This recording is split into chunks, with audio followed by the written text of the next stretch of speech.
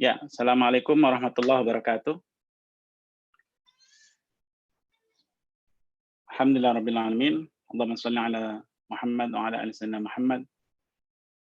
Ya, rekan-rekan sekalian, acara akan kita segera mulai ya. Bagi rekan-rekan yang masih belum berada di tempatnya, untuk segera ke tempat masing-masing, karena insya Allah acara akan segera kita mulai ya. Bagi rekan-rekan yang sudah mendengarkan suara saya, boleh di Zoom, jangan di Zoom ya, boleh lambaikan tangan. Oke, itu masih ada yang belum lambai tangan, apa belum mendengar suara saya? Sudah ya? Sudah dengar, oke. Baik, insya Allah semuanya sudah mendengarkan suara saya. Ini masih ada beberapa yang belum ada di tempat, mohon segera bisa kembali ke tempat masing-masing, karena acara akan segera kita mulai. Ya, sebelum kita masuk ke sesi pengantar ya, sebelum nanti Mas Ipo akan masuk ke memberikan materi kepada kita semua ya, kita awali terlebih dahulu dengan berdoa ya, kurang lebih 1 menit. Saya persilahkan untuk rekan-rekan semuanya berdoa ya, agar kiranya acara pada pagi hari ini ya bisa berjalan dengan baik, dengan tertib, dengan lancar, memberikan manfaat, dan insya Allah juga membuat perubahan dalam diri kita, keluarga ya, dan orang-orang di sekitar kita ya. Kami persilakan untuk berdoa terlebih dahulu. Silakan.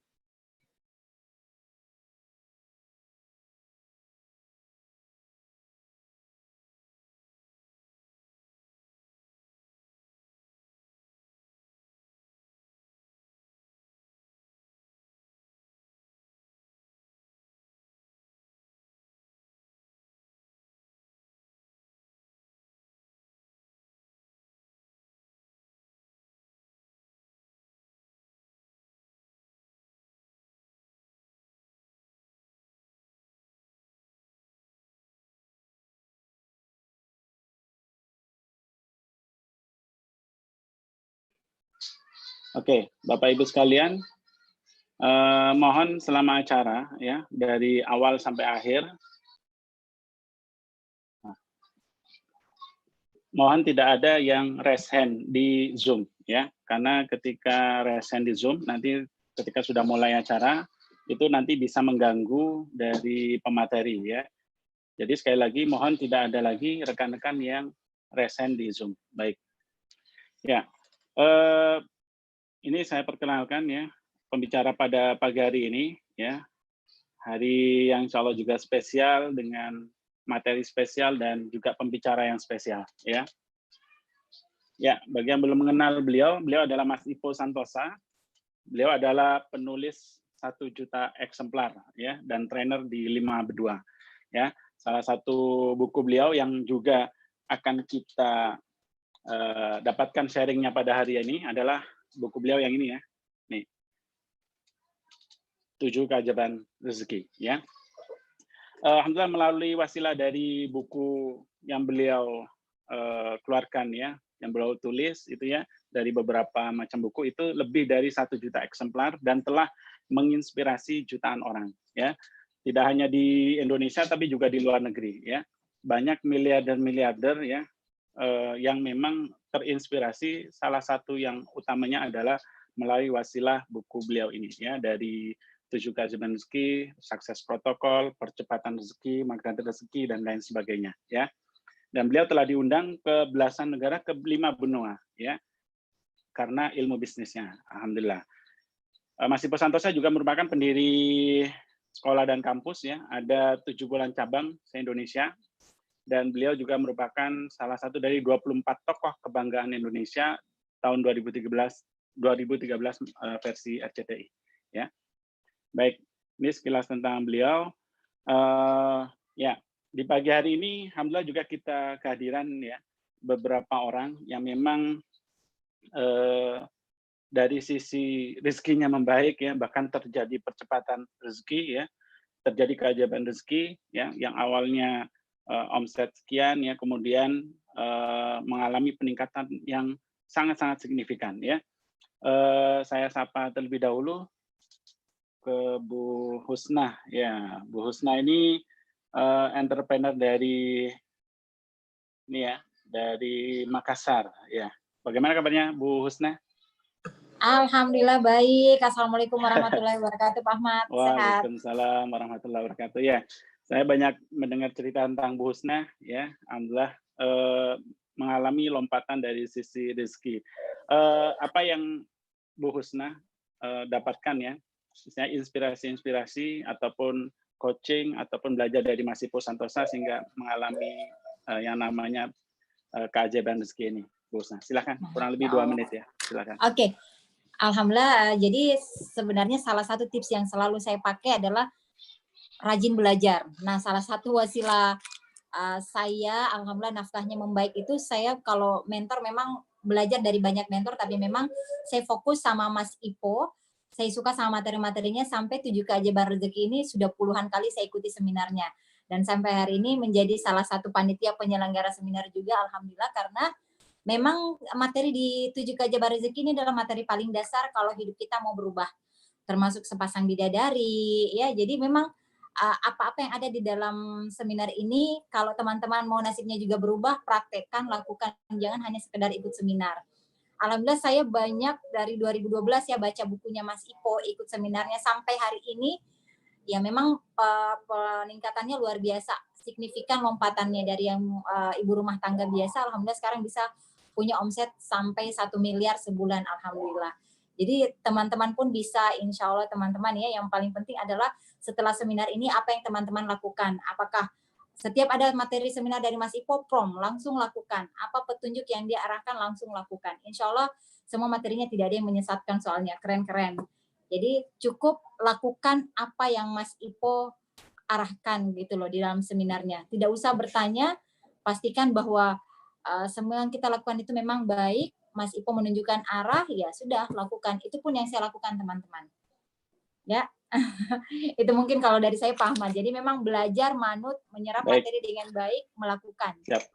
Belajar, kemudian praktekkan segera ya atas apa yang diarahkan nanti oleh Mas Ippo. Baik, terima kasih Bu Husna. Ya, Bu Husna ini dari Makassar ya, entrepreneur dari Sulawesi.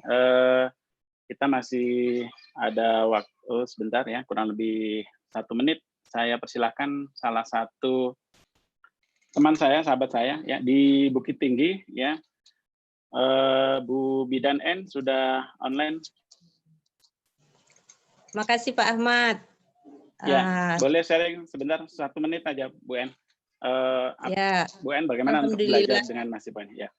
Silakan Bu N. Alhamdulillah Ahmad, setelah N kenal dengan Mas Ippo, alhamdulillah sampai N resign untuk jadi pegawai negeri karena N memilih untuk jadi entrepreneur. Jadi karena mentor sudah N pilih, beliau sangat antusias dan sangat pingin Indonesia ini menjadi pengusaha-pengusaha baru. Jadi banyak ilmu yang kita serap dari Mas Ippo. Sungguh kalau kita udah punya mentor, Masya Allah, ngikut aja, manut aja, Insya Allah pasti kita sukses. Dibilang ikut aja, Insya Allah kita udah ada arahnya, udah ada jalannya, nggak susah-susah lagi, tidak babak belur seperti N sebelumnya, belajar entrepreneur, belajar berusaha, tapi babak belur, jatuh bangun, tapi setelah ngikut dengan mentor Mas Ippo Santosa, Masya Allah, terjadi lompatan-lompatan dan pencerahan-pencerahan yang luar biasa sampai putuskan untuk resign dari pegawai negeri. Makasih Pak Ahmad. Itu mengenai Assalamualaikum warahmatullahi wabarakatuh. Baik, terima kasih Bu N atas sharingnya. Ya, baik teman-teman sekalian. Ya, kita bersiapan ya. Insya Allah sebentar lagi Mas Ippo juga akan hadir di tengah-tengah kita. Saya harap teman-teman semua bisa mengosongkan gelasnya ya, siap untuk menerima materi nanti yang disampaikan oleh Mas Ippo Santosa, karena yakinlah bahwa ketika kita menuntut ilmu ya, ketika kita pengen mendapatkan pembelajaran dari seorang guru, seorang mentor ya, itu sangat-sangat percuma jika kita gelasnya itu penuh ya. Jadi kalau kita belajar, gelas ini kosongkan dulu ya. Kalau teman-teman misalnya merasa ya bahwa dalam seminar yang akan dihadiri teman-teman hari ini ya, itu insya Allah membawa perubahan, insya Allah membawa manfaat, itu tanamkan dalam pikiran teman-teman, insya Allah akan terjadi beneran. Ya, begitu banyak orang ya ketika misalnya belajar dia sudah merasa pinter ya, dia sudah merasa canggih ilmunya ya, akhirnya dia belajar hanya sekedarnya saja ya, dia dengarkan kemudian tidak dipraktekkan ya. Tapi begitu banyak orang juga teman-teman yang ketika misalnya belajar itu sungguh-sungguh ya, memperhatikan dengan baik, kemudian sungguh-sungguh menerima ilmunya ya, mengosongkan gelasnya, ketika diisi ilmu ya, kemudian dipraktekkan, masya Allah terjadi perubahan, terjadi lompatan, ya. Dan itu juga dialami oleh saya pribadi, ya. Dan saya yakin, ya, apa yang memang teman-teman pikirkan saat ini, ya, tentang bagaimana nanti belajar di Zoom ini atau teman-teman yang sudah belajar di YouTube, ya, karena memang sudah full ini ada 1000 peserta di Zoom, ya, dan ratusan peserta di YouTube. Ketika teman-teman dalam mindset-nya, ya, dalam cara berpikirnya, insya Allah ketika belajar di pagi hari ini, kita akan membawa manfaat, membawa perubahan, itu insya Allah juga akan terjadi. Bagaimana dulu saya sebelum mengenal Mas Ipo, ya, omset masih puluhan juta gitu ya, atau ya naik turun, kadang jutaan, kadang puluhan juta. Itu ketika bertemu dengan beliau, yang pertama kali ya diajarkan, ya, yang ditanamkan kepada diri saya adalah bagaimana mindset kita sebagai pengusaha itu adalah berpikir besar ya dan berjiwa besar ya. Bagaimana kita berpikir sesuatu itu tidak mencanangkan hal-hal yang kecil. Kalau misalnya kita bisnis hanya berpikir untuk diri kita sendiri ya, berpikir hanya untuk keluarga kita saja, maka Allah ya akan mencukupi diri kita dan keluarga kita sebatas yang memang kita impikan itu. Tapi ketika teman-teman ya berpikir besar ya, bahwa ketika teman-teman nanti bisnisnya membesar akan menafkahi banyak orang ya, memberikan manfaat kepada banyak orang, baik itu produk atau dari sisi bisnisnya ya, itu insya Allah juga akan terjadi ya. Alhamdulillah dengan wasilah belajar dari Mas Ipo ya, saya alhamdulillah rajin juga mengikuti seminar yang beliau sampaikan di offline maupun di online ya. Sebelum pandemi puluhan seminar yang beliau laksanakan saya ikuti, saya belajar, saya teachable ya, apa yang memang beliau sampaikan saya ikutin. Alhamdulillah terjadi perubahan ya. Yang dulu omset yang belum pernah saya pikirkan ya, ratusan juta dan lebih ya, insya Allah itu alhamdulillah dengan izin Allah terjadi beneran di 1 tahun terakhir ya, dengan wasilah belajar dari beliau ya. Sekali lagi teman-teman semua yang masih ini ya belum tertib posisi duduknya ya, mohon tidak ada yang rebahan, siapkan pikiran kita, hati kita untuk menerima ilmu yang nanti Mas Ipo sampaikan ya. Oke, sebelum nanti kita masuk ke materi utama ya dari Mas Ipo Santosa, saya sapa terlebih dahulu salah satu entrepreneur juga dari Jakarta, Mas Trianto. Bagaimana kabarnya, Mas Tri? Sehat ya? Alhamdulillah. Baik, ya. Sehat, Pak Arwani. Ini pendekar dari Jakarta. Alhamdulillah sehat, Pak Tri. Iya. Pak Tri boleh sharing sebentar, Pak Tri, bagaimana bisnis Pak Tri yang sebelumnya dengan bisnis yang saat ini dari sisi lompatan income ya, ataupun percepatan rezekinya ya, baik dari Pak Tri ataupun istilahnya partner-partner dari Pak Tri setelah belajar dari Mas Ipo. Boleh 1 menit sharing, silakan Mas. Oke. Terima kasih Pak Arwani. Sekedar sharing untuk teman-teman semua. Saya mengikuti seminar Pak Ipo ini ya mungkin sama dengan yang lain, dengan Pak Arwani. Ya bisa puluhan, bisa 20 kali mungkin. Tapi memang sebuah ilmu itu kadang-kadang kita tahu setelah kita ngikutin lagi. Dan itu seperti tadi disampaikan langsung dikerjakan. Dan alhamdulillah setelah kenal Mas Ipo, sering ngikutin seminarnya, sering baca buku, perubahan-perubahan begitu signifikan. Dari omset puluhan sampai sekarang omset ratusan juta. Nah yang menurut saya benar-benar kagum dan sangat-sangat ini di 7KR itu memang bahwasannya bisnis itu bukan melulu soal teknis. Teknis itu bahkan hanya menurut saya 20%. Tapi itu juga ajaban rezeki, di mentoring dengan Mas Ipo, itu lebih mengedepankan bagaimana kita sukses di 3A. Allah Rasul, anak keluarga, amal jariah. Ini yang menurut saya sangat-sangat luar biasa, sehingga bisnis itu tidak melulu soal teknis. Ini yang poin besar sehingga ibarat kata Mas Ipo kemana saya ikut, Mas Ipo seminar apa saya ikut.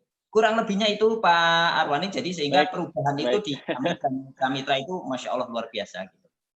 Baik, terima kasih Pak Trianto ya dari Jakarta atas sharingnya pagi ini.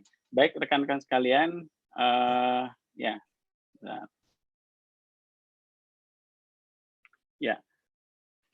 saya coba lihat ya, ini laptop saya di sebelah sini. Saya pengen lihat dari teman-teman semua kesiapannya untuk mengikuti seminar pada pagi hari ini.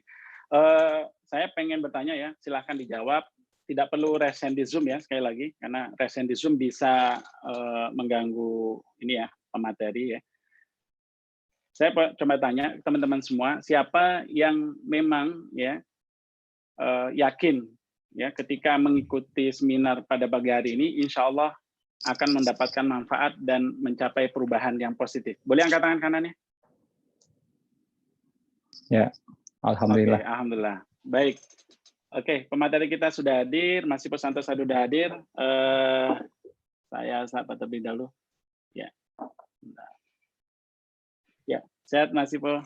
Sehat, alhamdulillah. Alhamdulillah sehat. Baik. Baik Mas Ipo, tanpa berpanjang lebar, saya persilakan langsung ke Mas Ipo Santosa untuk menyampaikan 7 keajaiban rezeki. Silakan Mas. Ya, Assalamualaikum warahmatullahi wabarakatuh. Waalaikumsalam warahmatullahi wabarakatuh. Ya, alhamdulillah. Allahumma sholli ala Muhammad wa ala Muhammad. Oke, Bapak Ibu, kalau mendengar suara saya dengan jelas ya, kalau mendengar suara saya dengan jelas, boleh gerakkan dua tangannya, boleh? Gerakkan dua tangannya. Geraknya sungguh-sungguh boleh?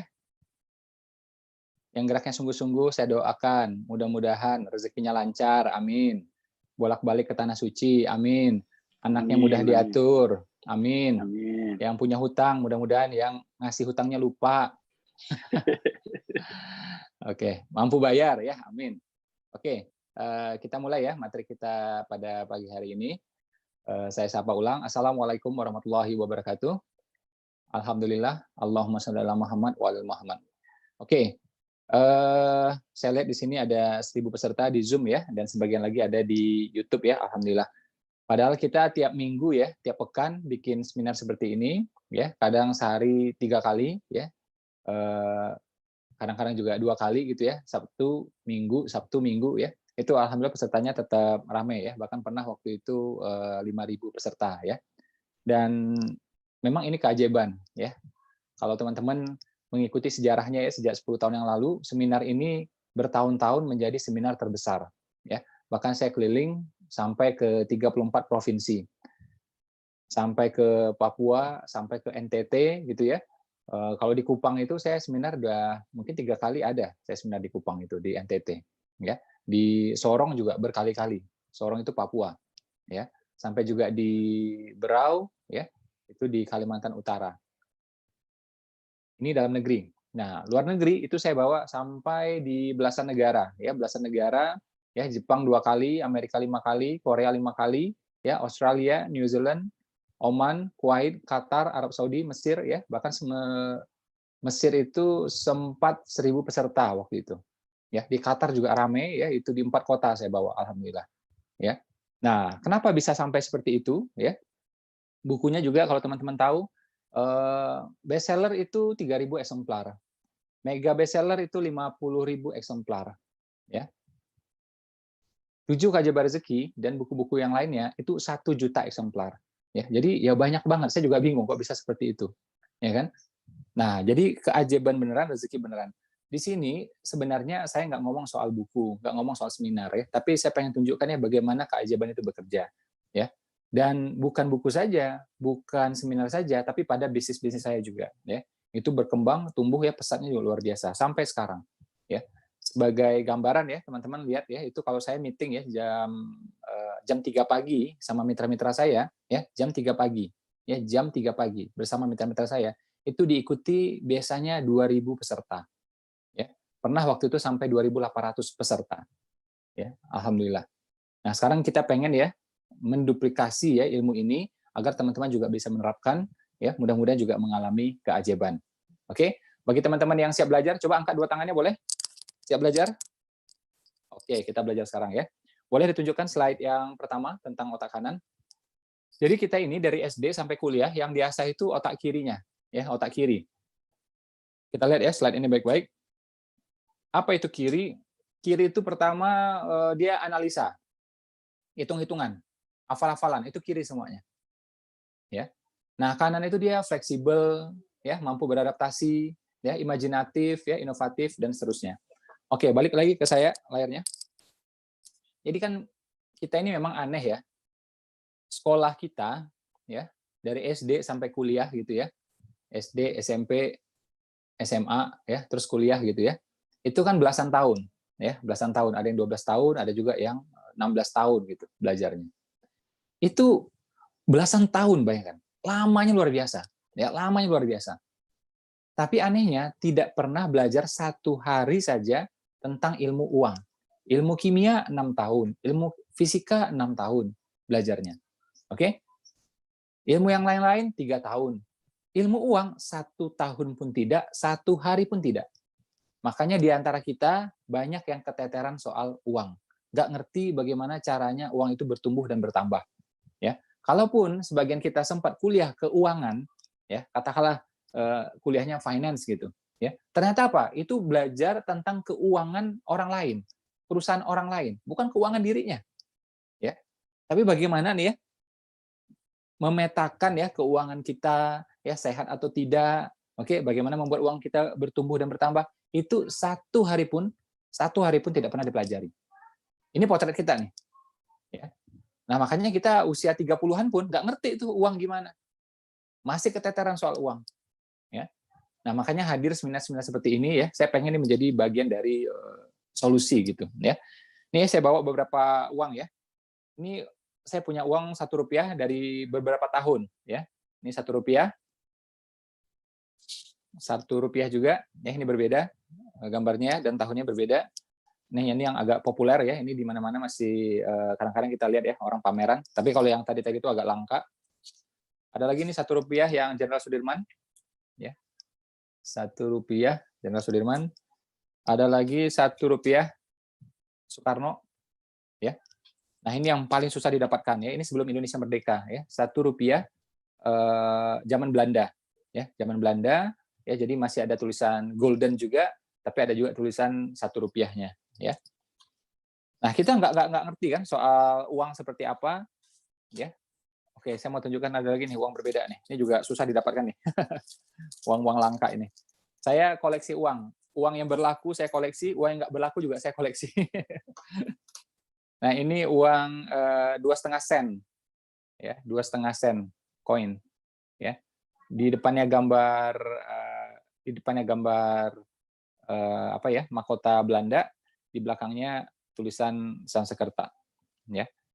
Nah, kita nggak ngerti kan soal uang. Bagaimana uang bertumbuh bertambah kita nggak belajar. Apa itu inflasi dan apa itu efeknya pada kehidupan kita nggak belajar. Inflasi itu nggak main-main, ya. Inflasi adalah pencuri yang legal, gitu. Yang keliaran di sekitar kita. Itulah inflasi. Nggak bisa kita pagari, pakai pintu, pakai brankas, nggak bisa. Tetap dia masuk ke rumah kita. Kita awasi pakai satpam, tetap dia masuk ke rumah kita, ke dompet kita, ke rekening kita. Ya, itulah inflasi. Jadi inflasi ini jahat sekali. Ya, lihat tuh tadi ya, uang Rp1 itu bisa beli macam-macam dulu. Sekarang udah nggak bisa lagi. Kenapa ya? Inflasi kan. Nah, efek dari inflasi adalah apa? Harga properti di kota besar itu naik 20% per tahunnya. Biaya pendidikan naik 5 kali lipat naiknya 2 kali lipat per 5 tahun. Ya, biaya pendidikan naik 2 kali lipat per 5 tahun. Ya, bahkan tuh yang BPS survei ternyata lebih dari 2 kali lipat ternyata. Ya, paling itu BPS. Ya, jadi ya insya Allah bisa dipertanggungjawabkan gitu. Oke. Terus juga biaya umroh naik per 2 tahun. Nah, jadi kalau kita ngandelin salary, ya, saving itu nggak kuat. Ya, itu nggak kuat. Jangan sampai kejadian ya, ini peristiwa ekstrim. Ini di tangan saya uang $20 billion. Ya. $20 billion. Lihat tuh, nolnya aja udah bingung kita. Banyak banget nolnya kan. Ya. Ini lebih besar lagi ya. Saya punya uang Zimbabwe beberapa, nah ini lebih besar lagi nih. Ya, jadi $20 billion. Uang beneran, billion dollars. Tapi uang ini nggak ada nilainya sama sekali. hanya bisa untuk 1 hari makan. Ya, karena apa? Hyperinflation. Ya. Nah, ini kan kalau kita ngomong negara repot. Ya sudahlah, kita jaga diri kita jaga keluarga kita. Oke? Nah, makanya perlu pemikiran yang kanan ini. Ya, apa kanan itu? Ya, nggak linear, nggak sama dengan orang rata-rata. Ya, orang rata-rata itu kiri kan? Dia sukanya apa? Terukur, terstruktur, pernah terjadi sebelumnya, historis, baru dia mau melakukan. Kalau nggak pernah dia nggak mau. Ya. Sekarang tuh ya cara pikir orang rata-rata adalah apa? Mohon maaf ya di Indonesia. Apa itu? Jadi PNS, ya kan? Boleh nggak jadi PNS? Silahkan aja. Tapi kalau orang jadi PNS, niatnya adalah apa? Melayani umat, melayani masyarakat. Itu nggak apa-apa. Tapi kalau pengen dapat uang gampang, pensiun pasti, itu kan nggak benar. Ya. Nah, ini yang terjadi zaman sekarang. Apalagi dia berpikir kan bagaimana uang lebih banyak lagi, uang lebih banyak lagi. Kalau pengen uang lebih banyak lagi, ya usaha, ya dagang. Itu yang semestinya. Itu yang semestinya. Nah, nanti teman-teman ya, kenapa saya bahas ini? Lihat ya. Jadi ternyata cara pikir kanan itu melekat ya banyak pada pengusaha. Kiri ini pada karyawan. Bentar. Makanya susah ketemu nih. Dan sekolah dirancang buat yang kiri-kiri ini. Buat karyawan ini. Robert Kiyosaki mengatakan, kuadran kiri siapa? Pekerja dan self-employed. Kuadran kanan siapa? Pengusaha dan investor. Oke, saya setuju itu. Ya, itu yang terkenal dengan cash flow kuadran gitu. Ya, tapi satu hal yang Robert Kiyosaki nggak sampaikan dan saya sampaikan di buku saya, ya, dan itu yang membuat akhirnya buku saya booming kemana-mana. Kuadran kiri itu otak kiri, kuadran kanan itu dominan otak kanan. Makanya cara pikirnya beda, bertentangan dia gitu. Ya, yang anehnya lagi menurut Daniel Pink ya, orang yang dominan otak kanan itu jumlahnya cuma 3%, 4%. Inilah yang jadi pengusaha, jadi pemimpin, jadi innovators. Ya, pengusaha, pemimpin atau penemu, innovators. Oke? Hanya 3%, 4%. Yang lebih menariknya lagi, nanti yang 97% pelan-pelan akan ngikutin ke sini. Karena inilah yang pengusaha, inilah yang pemimpin, inilah yang penemu. Ya. Nah, itu kanan sama kiri. Jadi memang bertentangan dia. Apakah otak kiri nggak berguna? Berguna. Oke? Cuma sayangnya kita selama ini terlalu bablas kirinya. Sekolah kita, kuliah kita, ya kiri banget. Ya. Nah, saran saya adalah apa? Mulai hari ini kita ya dimensi-dimensi kanannya diaktifkan, dipelajari, diasah. Karena itu kita hadir ya melalui seminar ini. Ya. Oke, yang masih bersama saya, coba goyangkan jempolnya boleh? Goyangkan jempolnya boleh? Nah, jadi saya bisa pantau. Di sini ada screen besar, saya bisa pantau semuanya ya. Oke, yang kepalanya jangan ikut goyang-goyang. Oke. Nah, kita pengen ini jadi solusi ya. Saya sengaja tampilkan ini di awal ya, biar teman-teman tahu ya, kita ini rata-rata seperti apa. Oke, ini masalah ya kita koreksi sama-sama. Jangan ada masalah kita pura-pura nggak tahu kan, gitu. Ini lebih masalah lagi gitu. Ya. Jadi kita lihat yang pertama ya, soal fleksibel. Jadi kalau kanan itu fleksibel dia. Kalau kiri nggak, maunya urut-urut. Ya, maunya urut-urut gitu. Ya. Contoh ya, kuliahnya teknik. Kerja mesti teknik. Nah, itu kiri tuh. Kuliah teknik, kerja mesti teknik. Kuliah pertanian, kerja mesti pertanian, gitu. Kalau usaha sama juga. Buka bengkel harus jadi montir dulu. Mau buka restoran harus jadi koki dulu, gitu. Kalau mau buka salon mesti jadi bencong dulu, gitu kan. Nah, kan lama itu jadi bencong gitu kan, latihan melambai gitu kan. Kan repot gitu ya. Nah, kalau kanan tidak harus. Saya buka TK, saya buka taman kanak-kanak sebelum saya punya anak. Ya. Orang rata-rata kan biasanya gini nih, dia jadi parent, ya punya anak, kemudian buka TK. Ya bagus juga gitu, tapi saya enggak. Saya buka TK sebelum saya punya anak. Ya. Jadi tidak harus. Kanan itu tidak harus urut. Satu-satunya profesi yang harus urut adalah tukang urut. Ya. Nah, hanya tukang urut yang harus urut. Selain tukang urut ya, kita boleh mulai dari mana saja. Selagi legal, halal, jajal menurut saya. Ya, legal, halal, jajal. Kecuali tidak halal, tidak legal. Ya, contohnya franchise narkoba. Nah, jangan itu, ya. Peternakan babi ngepet. Nah, jangan juga itu, ya. Nah, tapi kalau legal, halal, kita jajal, kita jual. It's okay. Ya, kalau kanan tidak harus urut. Ya, waduh Pak, saya nggak ada keturunan pengusaha. Ya nggak masalah. Ya, kan nggak harus pakai keturunan. Kalau ngomong keturunan, kita sekarang jadi pelaut. Jadi pelaut. Kenapa? Karena itu nenek moyang ke seorang pelaut katanya gitu kan. Nah, ternyata kan nggak harus gitu.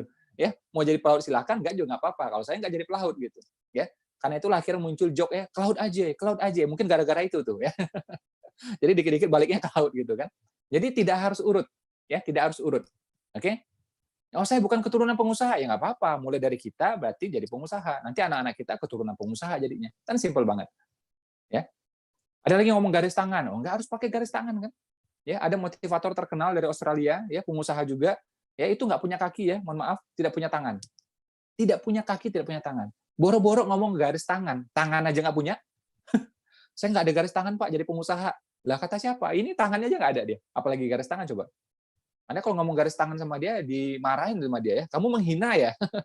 Saya tangan aja nggak ada gitu kan. Nah, jadi nggak ada urusan tuh dengan garis tangan. Apalagi zodiak Masio. Wah, ngawur bener deh itu. Saya itu dulu pernah dalam posisi ngawur gitu. Ya, ini dosa nih ya. Saya tobati, saya nyesali itu. Ya. Dulu kan saya mimpin promotion ya di sebuah perusahaan. Saya kerja waktu itu dulu. Ya. Nah, karena saya bagian promotion, jadi saya pegang buletin juga, buletin kantor gitu loh. Buletin itu loh, yang baca-baca gitu kan. Nah, majalah kantor gitulah ya. Nah, saya ngurusin itu juga, karena itu part of promotion juga gitu. Nah, jadi uruslah semuanya itu. Termasuk juga biasa tradisinya di buletin itu, di mana-mana juga sama, selalu ada kolom yang namanya zodiak, benar nggak? Nah, itu saya ngarang-ngarang dulu itu, tahu nggak? Wah, itu dosa bener gitu. Jadi tuh kayak peramal, tapi aur-auran aja gitu. Nah, cuma orang lain kan sering ngawur. Saya masih pakai logika, sehingga orang pas baca tuh senang. Jadi kan saya bilang kan, nah ini Virgo ya, kira-kira di bulan September ya. Berarti September itu Virgo mau ulang tahun tuh, ya kan? Saya udah tahu itu kurang lebih kan. Makanya saya yang Virgo saya kasih ramalan. Ya, saya kasih ramalan. Ramalannya apa?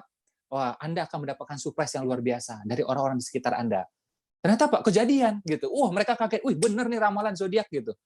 Padahal ya sebenarnya nggak terlalu aneh. Saya udah tahu dia bakal ulang tahun gitu. Jadi saya ngerancang itu gitu ya. Nah, ini kan nggak benar gitu. Termasuk juga ketika musim peralihan gitu kan Februari ya. Itu mau hujan ya, mau ke panas gitu. Saya tahu banyak orang yang bakal sakit. Saya tulis di sana, hati-hati jaga kesehatan Anda. Mungkin Anda atau keluarga Anda akan sakit pada bulan ini. Saya ngomong kayak gitu. Dan ternyata begitu orang sakit, benar nih ramalan gitu kan. Dan mereka langsung tanya ke saya semua itu. Beberapa kan, ini Ipo, dia panggil saya Ipo gitu. Ipo, ini kamu dapat dari mana ini? Ini ramalannya pada tepat semua loh gitu kan. Saya diam aja. Ya. Nah, jadi itu pada ngawur semua. Jadi yang namanya garis tangan, zodiak, sio, udah itu nggak usah diturutin lah ya. Anda bisa jadi pengusaha, Anda bisa jadi orang sukses, Anda bisa jadi orang kaya. Nggak soal apapun latar belakangnya. Kalau sebelumnya kaya, ya alhamdulillah. Nggak kaya pun nggak masalah. Tetap bisa. Ya, tetap bisa. Oke? Nah, jadi kalau kanan itu cara pikirnya fleksibel. Kalau kiri itu nggak maunya urut-urut, teratur gitu. Terus apalagi kiri itu maunya realistis. Kalau pernah terjadi sebelumnya, ya jadi historis. Ya, pernah terjadi sebelumnya, terukur, terstruktur, dia mau. Kalau nggak, dia nggak mau. Kalau kanan, ya nggak ada, kita adain. Belum pernah terjadi, ya kita jadiin. Gitu. Ya. Belum ada orang meeting ya sama timnya, sama mitranya jam 3 pagi. Belum ada kan? Ya saya adain jam 3. Waktu itu 13 tahun yang lalu belum ada TK yang berbasis entrepreneurship. Ya. Berbasis wirausaha. Sejak TK diajarin wirausaha coba. Belum ada, ya saya adain gitu. Nah, alhamdulillah sampai sekarang kan puluhan cabang kan, sampai di Papua, sampai Ternate, sampai Lombok, di Aceh berkembang pesat ya, di Jakarta banyak, di Banten banyak, di Jogja banyak, alhamdulillah ya. Jadi tidak harus urut. Sekali lagi, satu-satunya profesi yang harus urut siapa tadi? Nah, tukang urut ya. Namanya tukang urut, ya harus urut kan. Kalau nggak urut ya nggak dibayar gitu kan. Selain tukang urut kita tidak harus urut gitu. Nah, jadi kanan ini beda dia. Jadi pertama tadi fleksibel, yang kedua apa? Imajinatif, impiannya besar, targetnya besar. Saya selalu mengatakan, kalau kita bercita-cita besar, berarti kita percaya bahwa Allah itu maha besar. Kalau kita bercita-cita kaya, berarti kita percaya bahwa Allah itu maha kaya. Itu cara pikirnya. Ya. Jadi jangan berpikir yang rumit-rumitnya. Bisa kaya. Bagi Allah itu menghadirkan Avanza atau Alphard itu sama gampangnya. Ya. Menghadirkan Avanza atau Alphard itu sama gampangnya. Dulu tuh saya kalau pengen beli Alphard itu, waduh, kebayangnya, waduh, kayaknya lama bakal punya gitu. Ya, pakai dulu Lancer yang second, saya pakai juga waktu itu CR-V, ya, kemudian naik Pajero, ya sebenarnya kelasnya sama lah, tapi saya pengen coba waktu itu ya. Terus saya pernah juga Mercy, BMW semuanya gitu kan. Mercy yang saya pakai seri bawah gitu ya, yang second, BMW juga yang second yang lama waktu itu saya pakai gitu kan. Jadi mau Alphard baru tuh mikir waktu itu, aduh susah banget, lama banget kayaknya gitu. Ya. Sekarang ini mau beli Alphard tiap bulan bisa, alhamdulillah. Ya mau lebih dari itu juga bisa, alhamdulillah. Ya, jadi berpikirnya itu jangan keadaan kita sekarang. Ya, saya selalu menyampaikan karena kita orang beriman gitu ya. Kalau misalnya Anda punya impian yang besar, ya, impian yang mulia, buat keluarga besar, buat sesama, apa yang Allah nggak bantu? Kemungkinan besar Allah akan bantu. Ya, cuma masalahnya impianmu itu layak nggak dibantu gitu. Ya, cukup besar nggak, cukup mulia nggak gitu. Ya, makanya penting punya impian yang besar. Nah, ini juga ternyata bagian dari otak kanan. Perhatikan ya, yang berani punya impian, coba lihat ya orang sekitar kita, itu segelintir banget itu. Coba perhatikan. Segelintir. Impian aja nggak berani. Doanya minta yang remeh-temeh semua. Ya. Maksud saya gini, yang remeh diminta, yang besar juga diminta gitu loh. Ya. Nah, cuma kita tuh lebihnya remeh-temeh semua kan gitu. Dan selalu apa? Fokusnya itu pada perutnya sendiri. Ya. Saya punya teman ya, dia waktu itu susah kan. Ya nggak susah banget lah ya, tapi uangnya pas-pasan lah gitu. Nggak pernah kepikiran sampai ke Tanah Suci. Sekali waktu dia sampai ke Tanah Suci, ya dibayarin sama saudaranya. Dia seneng banget, sampai terharu, sampai nangis. Begitu sampai di Ka'bah, ya depan Ka'bah tuh dia bilang, ya Allah, aku pengen juga bisa kayak gini. Maksudnya apa? Memberangkatkan orang berumroh, berhaji. Jadi bukan lagi aku yang diberangkatkan, tapi aku memberangkatkan. Gitu. Itu niatnya waktu itu. Nah pas pulang, ini kantornya memang ada agak ini dikit ya. Jadi kantornya itu tidak membolehkan wanita pakai jilbab gitu. Ya ini di Indonesia loh ini, di Indonesia ini. Ya dan perusahaannya perusahaan besar gitu. Akhirnya dia ribut kan sama kantor itu kan. Jadi dia pulang dari Tanah Suci pengen pakai jilbab gitu kan. Ribut dia kayak gitu, akhirnya dia ngalah, dia resign gitu. Nah uang yang buat dia itu nggak seberapa lah ya, karena udah kondisi kayak gitu, jadi nggak seberapa gitu. Tapi menariknya setelah itu akhirnya dia bikin travel. Ya ada orang Arab kontak dia, asli dari Arab, memang orang Arab beneran, ya mau bikin travel gitu ya, masih bingung cari partner di Indonesia. Akhirnya ketemu dia, karena memang dia ngerti soal legalitas gitu. Dia orang ini kan, orang kantoran soalnya kan, ngerti soal legalitas gitu. Akhirnya bermitra. Akhirnya apa? Punya travel umroh, oke? Dan akhirnya apa? Tiap bulan memberangkatkan orang. Ya tiap bulan memberangkatkan orang. Ada yang berbayar, ada juga yang memang dia keluarkan budget sedekah dia lah gitu. Nah, saya pengen tunjukkan di sini ya, bagaimana keajaiban itu sangat mungkin. Ya, mungkin kita menganggapnya aduh ini kayaknya berat, aduh kayaknya ini lama. Enggak, itu kan kita. Bagi Allah enggak. Ya, sangat-sangat cepat semuanya. Makanya saya bilang bolak-balik ya, kalau kita bercita-cita kaya, berarti kita percaya bahwa Allah Maha Kaya. Kalau kita bercita-cita besar, berarti kita percaya bahwa Allah Maha Besar. Jadi perbesar impian kita. Jadi bukan sekedar kaya numpuk di kita enggak, tapi soal distribusi. Ya, soal distribusi. Ya. Ini kayak saya nih ya, ini berapa hari ini meeting ke depan ini ya. Kemarin sudah, ini ada lagi yang 2 hari meeting ke depan. Itu saya berpikir keras ya bagaimana tim saya, mitra-mitra saya juga bebas dari riba. Ya. Saya berpikir keras ke sana dan saya berkorban untuk itu gitu, agar mereka lepas dari riba. Jadi bukan sekedar perutnya saya gitu. Saya alhamdulillah udah ada, rumah udah bagus juga alhamdulillah, mobil udah bagus alhamdulillah, ya. Semua ya alhamdulillah udah ada semuanya udah. Ya. Saya keluar negeri sampai udah bosan tahu nggak? Saya itu ya, salah satu mitra saya itu mau traktir saya ke New Zealand, mau traktir saya ke Maldives. Ya, sayanya nggak mau, belum bisa saya bilang. Ya, ada lagi waktu itu mau traktir saya ke Amerika. Yang Januari kemarin saya ambil ya, saya ditraktir ke Jepang sama mitra saya. Jadi bukan saya yang traktir mereka lagi loh, mereka yang traktir saya, coba bayangin. Gitu. Nah itu hampir semua saya tolak, karena kalau saya iyain terus, itu saya nggak di rumah gitu. Karena pengen jalan ke sini, pengen jalan ke situ, mereka pada pengennya ada saya gitu. Karena bagian dari syukur nikmat kata mereka gitu. Pengen bawa gurunya, pengen bawa mentornya gitu, ya. Nah, jadi mulai sekarang teman-teman berpikir itu mungkin bisa gitu, ya. Dan satu hal ya, ini masih kisah dalam umroh juga. Ini bagus banget ya. Mungkin orang anggap ini sederhana ya, tapi bagi saya ini menentukan banget ya. Apakah Anda tangan di atas atau Anda tangan di bawah. Waktu itu saya umroh lagi, ini kasusnya berbeda. Saya jalan sama teman saya. Tahu di pojok sana ada orang India, ya bagi-bagi makanan. Orang India kaya dermawan gitu. Satu truk gitu ya, lori gitu, ya. Bagi-bagi makanan gitu. Karena dia orang India, yang merubung orang India juga gitu. Mungkin ya India, Pakistan, Bangladesh kurang lebih lah gitu ya. Nah, ngerubung tuh country itu, wah makanan itu bagi-bagi deh, wah enak banget. Saya ngeliat gitu kan, wah keren nih saya bilang. Teman saya ngeliat juga, wah pengen ngantri juga, cuma mukanya muka Indonesia kan, malu mau ngantri di sana gitu kan, mukanya ketahuan muka Indonesia gitu. Pengen ngantri, pengen juga nih ngantri gitu, tuh enak tuh roti ini nih, cerita gitu. Saya tepok dia tuh. Kalau punya pengenan, kalau punya impian, itu yang benar saya bilang. Jangan berpikir bisa ngantri di sana, saya bilang. Ya. Jadi dia malas ke sana gara-gara apa ya? Pertama mukanya bukan muka India gitu, ya. Kedua juga antriannya panjang kan, makanya aduh dia bilang enak banget tuh kalau bisa kayak gituan. Impiannya diganti, pengenannya diganti, saya bilang. Pengennya apa? Bisa bagiin makanan, saya bilang. Ya, bisa bayar 1 lori makanan ya terus bagi-bagi ke orang. Impiannya kayak gitu. Oh iya gitu. Dulu ya teman-teman juga tahu kan bagaimana saya cari sponsor untuk seminar saya gitu kan, sehingga saya bisa bikin seminar yang murah atau gratis di seluruh Indonesia kan. Nah, kita bukan soal numpuk harta di kita, enggak, tapi justru pengen ngasih manfaat ke orang gitu.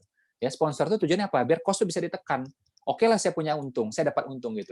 Ya, tapi jadinya tuh enak gitu. Jadi peserta itu ya bayar tuh super murah gitu. Ya, karena apa? Ya, karena kita tekan cost-nya ya sudah di-cover oleh sponsor gitu. Ya. Nah, itu yang saya dulu lakukan kan. Jadi saya berusaha dapatkan sponsor. Berapa tahun terakhir ini pikiran saya ganti. Kenapa saya berharap dapat sponsor? Kenapa nggak saya yang jadi sponsornya gitu? Ya. Nah, makanya udah ada acara-acara besar strategis ya, punya fungsi secara nasional, bermanfaat, saya sponsorin gitu. Belum bisa besar, kecil dulu, tapi mentalnya dilatih. Makanya saya bilang cara pikir kanan ini dia terbalik ketimbang orang rata-rata. Ya, terbalik ketimbang orang rata-rata gitu. Ya. Jadi kayak teman-teman sekarang nih masih berpikir ya dapat sponsor. Oke, nggak apa-apa. Silakan aja. Tapi kalau ada acara kecil-kecil di sekitarnya, contohnya nih, ntar lagi mau 17 Agustus. Udah, Anda sponsorin aja. Nah, ini latihan mental kaya, tangan di atas. Ya. Jadi saya langsung berperilaku ya bagaimana cara pikirnya Indofood, cara pikirnya PNG, cara pikirnya Sinarmas, ngasih sponsor. Gitu. Ya. Nah, belum bisa besar, kecil aja. Gitu. Oke? Nah, ini cara pikir kanan. Jadi bukan semata-mata kita tiba-tiba kaya, kita tiba-tiba besar, bukan gitu. Tapi cara pikir yang kita latih sebelumnya. Saya waktu kuliah 20 tahun yang lalu, ya, saya susah. Oke? Saya susah. Banyak tuh ya alhamdulillah, itu banyak orang yang sayang sama saya. Saya punya dosen-dosen, ada orang tua di sana, itu banyak yang sayang sama saya. Karena sayang apa? Ngasih duit ke saya. Ngasih duit. Saya nggak mau terima uangnya. Ya, sebagian itu marah ke saya, sebagian itu bersikeras ke saya. Ambil uang ini, ambil uang ini. Ya, ini namanya orang tua ke anak gitu. Ada yang orang Indonesia, ada juga yang orang Malaysia. Karena dulu saya kan kuliah di Malaysia. Ya. Ini orang tua ke anak, ambil aja ini gitu. Nah, itu sebagian ya. Akhirnya saya nggak mau ketemu lagi. Kenapa? Saya nggak suka diberi karena kasihan, saya nggak mau. Walaupun mereka ngomongnya nggak kasihan gitu ya, bukan karena kasihan, tapi karena orang tua dan anak gitu. Ya. Beberapa tuh akhirnya saya nggak mau ketemu. Bahkan ada seorang profesor ya, orang Indonesia, orangnya baik banget sebenarnya ya. Cuma sayanya yang waktu itu, saya kalau dikasih ini saya nggak mau. Akhirnya setelah itu saya nggak mau ketemu beliau lagi. Walaupun ini salah juga. Tapi satu hal saya pengen tunjukkan ke teman-teman ya, bagaimana mental kita tuh mesti mental kaya. Ya, tidak suka tuh malah yang dikasihani, diberi-beri nggak suka gitu. Saya bilang sama beliau, Prof, kalau saya bikin sesuatu, misalnya saya ngetik gitu, atau saya mendokumenkan apa, terus saya dibayar, saya nggak apa-apa, memang itu saya minta gitu. Ya, jadi saya kerja kan, saya serahkan tenaga saya, jasa saya, terus saya dibayar gitu. Tapi kalau saya dikasih uang kayak gini, karena saya punya masalah, saya nggak mau, saya bilang gitu. Ya, nah ini yang saya minta pada teman-teman. Betapa banyak tuh ya, kayak tadi pagi aja saya terima juga kasusnya. Hampir tiap hari saya terima kasus kayak gituan. Ya, ini minta bantu, ini minta bantu. Saya bilang kalau saya bantu dia terus, ya justru potensinya nggak keluar. Dia seumuran dengan saya atau kurang lebih dengan saya, pasti dia punya kemampuan kurang lebih juga kayak saya. Anggaplah saya lebih dulu, mungkin nilai saya 8, dia nilai 6 juga pasti punya. Tapi kalau saya kasih terus, saya mudahin terus, oke, akhirnya apa? Potensinya jadi turun ke 6, ke 5, ke 4, ke 3 gitu. Ya. Ini saya bilang ini penting banget ya buat teman-teman yang melatih pada orang-orang di sekitarnya, terutama saudara kita. Ya, kalau memang sayang sama dia, jangan difasilitasi. Ya, kasih dia kesempatan, latih dia, tunjukkan apa itu kegigihan. Sehingga apa? One day kita meninggal bisa jadi. Ya, tapi dia mampu berdiri sendiri. Tapi kalau kita kasih kemudahan, fasilitas, ya sudah, kita nggak hidup selamanya, tahu nggak? Oke? Atau bisa jadi memang dia pindah kan? Dia ikut suaminya lah, dia ikut istrinya lah, atau dia pindah kemana, kita belum tentu bisa bantu dia terus. Ya. Nah, jadi ajarkan dia mental yang kuat, mental yang kaya juga gitu. Ya. Sehingga ketika nanti dia sukses pun dia bisa bangga bahwa itu memang keringatnya sendiri. Ya. Bukan karena kasihan dari siapapun gitu. Orang kan sering berdebat nih, ya ke saudara, ngasih ikan atau kasih kail. Ikan kail gitu. Kalau saya nggak dua-duanya. Kalau memang kita sayang sama saudara, ya, kasih apa? Kasih apa? Kasih ilmu memancing ke dia. Tunjukkan di mana kolam yang banyak ikannya. Tunjukkan danau yang banyak ikannya. Tunjukin sama dia. Oke? Sehingga one day kita meninggal, tetap dia bisa dapatkan ikan sendiri. Ya. Karena apa? Ikan bisa habis. Ikan bisa hilang. Oke? Kail bisa patah, bisa rusak, bisa hilang juga. Tapi kalau dia tahu ilmu memancingnya, ini relatif lebih tahan lama. Seumur hidupnya melekat pada dirinya. Ya, dan kita kasih tahu tuh, itu kolamnya, itu danaunya, mancing di sana. Ya. Nah, jadi beda ya kalau kita ke saudara dengan ke orang tua. Kalau orang tua dimudahkan semua, kasih kemuliaan. Gitu. Mereka minta apapun, sebut apapun ya, belum mereka sebut, saya berusaha tebak maunya apa. Gitu. Kita upayakan semuanya. Ini mental kaya. Ya, ini mental kaya gitu. Oke? Karena sering saya melihat dan akhirnya yang ngadu ke saya adalah apa? Yaitu orang yang alhamdulillah relatif berhasil, kemudian apa? Karena dia ini baik, dia bantu-bantu terus. Padahal apa? Itu mematikan potensi orang di sekitarnya. Sayang banget, kasihan banget. Ya. Punya adik, dikasih mobil coba. Adik masih kuliah, dikasih mobil. Terus ada nggak kepengenan di kepalanya biar bisa punya mobil? Enggak. Kenapa? Udah dikasih kakaknya sama abangnya. Ngapain gue susah payah cari mobil gitu? Ya, gue dikasih kok. Keluar negeri diajak, kemana-mana diajak. Akhirnya ngapain aku kerja keras? Aku udah diajak kok gitu. Ya. Tapi kalau dia lihat ya bahwa dapat mobil itu nggak gampang, keluar negeri itu nggak gampang gitu. Nah akhirnya kan dia berikhtiar. Kita support pelan-pelan. Ya. Jadi justru kalau kita sayang sama saudara kita, sama sepupu kita, sama sahabat kita, ya kita kasih dia kesempatan, bukakan akses, tunjukin caranya, ya dan latih ya kerja kerasnya. Itu artinya sayang. Sehingga one day tanpa kita pun dia bisa bertumbuh.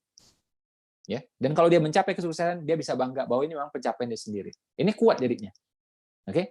Nah, ini soal mental kaya, mental kanan yang kita tularkan ke orang lain. Ya, ini mahal ilmu kayak ginian. Karena jarang orang yang berani ngomong kayak ginian, ya. Tapi gimana ya Mas ya? Memang ada nih saudara saya nih, sepupu saya ini, tetangga saya nih yang memang aduh diajarin nggak mau-mau, disuruh praktek nggak mau-mau. Ya sudah, kalau gitu kasih ikannya. Ya, tapi kalau ngasih ikan orang kayak gituan, tentu sekedarnya aja dong. Ya, pasti sekedarnya aja. Ya, jadi mungkin dia perlu 3, kita kasih 1, udah gitu aja. Ya, kalau memang ada yang susah banget, ya perlu dibantu banget, ya sudah kasih ikan tapi ya sekedarnya aja, cukup-cukup aja gitu. Kalau menurut saya. Kalau kamu mau dapat lebih ya kamu kerja keras gitu. Ya. Tapi kalau teman-teman bisa 100% di sini ya, mengajarkan ilmunya, mengajarkan kesungguhannya, ini yang the best of the best menurut saya. Ya. Jadi kita punya mental kayanya, mental kanannya, tularkan mereka agar punya apa? Mental kaya juga mental kanan. Ya. Sip. Yang bisa ngikuti suara saya, coba acungkan jempolnya boleh? Goyang-goyang jempolnya boleh? Oke ya, saya pantau dari sini ya. Karena ini zaman sekarang memang pakai Zoom ya, kita harus ekstra kontrol ya soal suara. Oke, tayangkan gambar berikutnya boleh?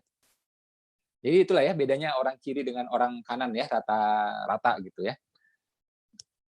Nah sekarang kita lihat ya gambar ini. Sekarang ini yang kedua ya, materi yang kedua ya. Pertama tadi tentang otak kanan, golongan kanan ya. Yang kedua pelangi ikhtiar. Pelangi ikhtiar ini ada 7 ya sebenarnya, 7 bias gitu ya. Namanya pelangi gitu kan. Ada satu bias itu namanya keikhlasan ya, tapi di sini saya akan tunjukkan keikhlasan dalam perspektif yang berbeda ya. Tentang apa itu? Tentang lapang hati, lapang rezeki. Ya, saya ulang, lapang hati, lapang rezeki.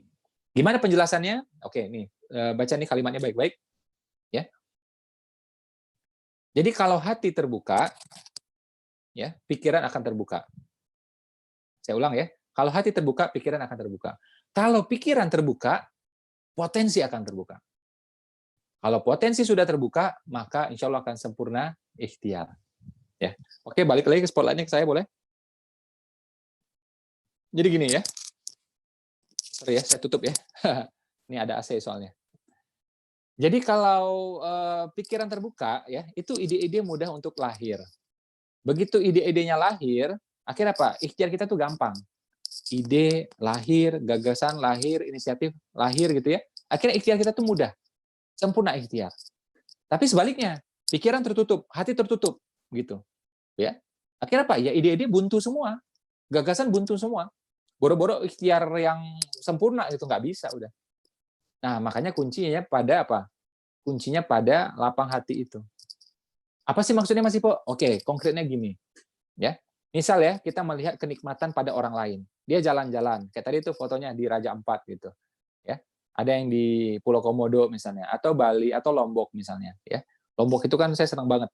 Saya hitungan saya itu ya lebih 20 kali saya ke Lombok gitu ya. Saya sering banget ke Lombok gitu. Ya setahun bisa 2 kali, bisa 3 kali saya. Ya sejak belasan tahun yang lalu. Ya. Bahkan Dokter Zakir Naik ya. Dokter Zakir Naik kan saya temenin tuh selama di Indonesia. Waktu itu pengen ke Bali. Saya cerita tentang Lombok, ngoceh saya tentang Lombok. Akhirnya dia pengen ke Lombok. Akhirnya ke Lombok beliau. Nggak jadi ke Bali. Ya itu saya belokin tuh. Saya ceritain panjang lebar tentang Lombok, saya tunjukin foto-fotonya, dan saya bilang waktu itu ya, saya almost 20 times ya, saya hampir 20 kali ke Lombok, dan saya punya rumah di Lombok, saya bilang. Lombok ini the best, saya bilang ini, dan Lombok tidak terlalu ramai, saya bilang. Ya, akhirnya pergi ke Lombok gitu kan. Nah, jadi kalau kita lihat misalnya teman kita jalan-jalan gitu ya, di Lombok, di Bali, dimanapun lah gitu ya, harusnya kita ikut seneng. Karena bagaimanapun itu adalah nikmat dari Allah untuk dia. Jadi keputusan Allah untuk dia.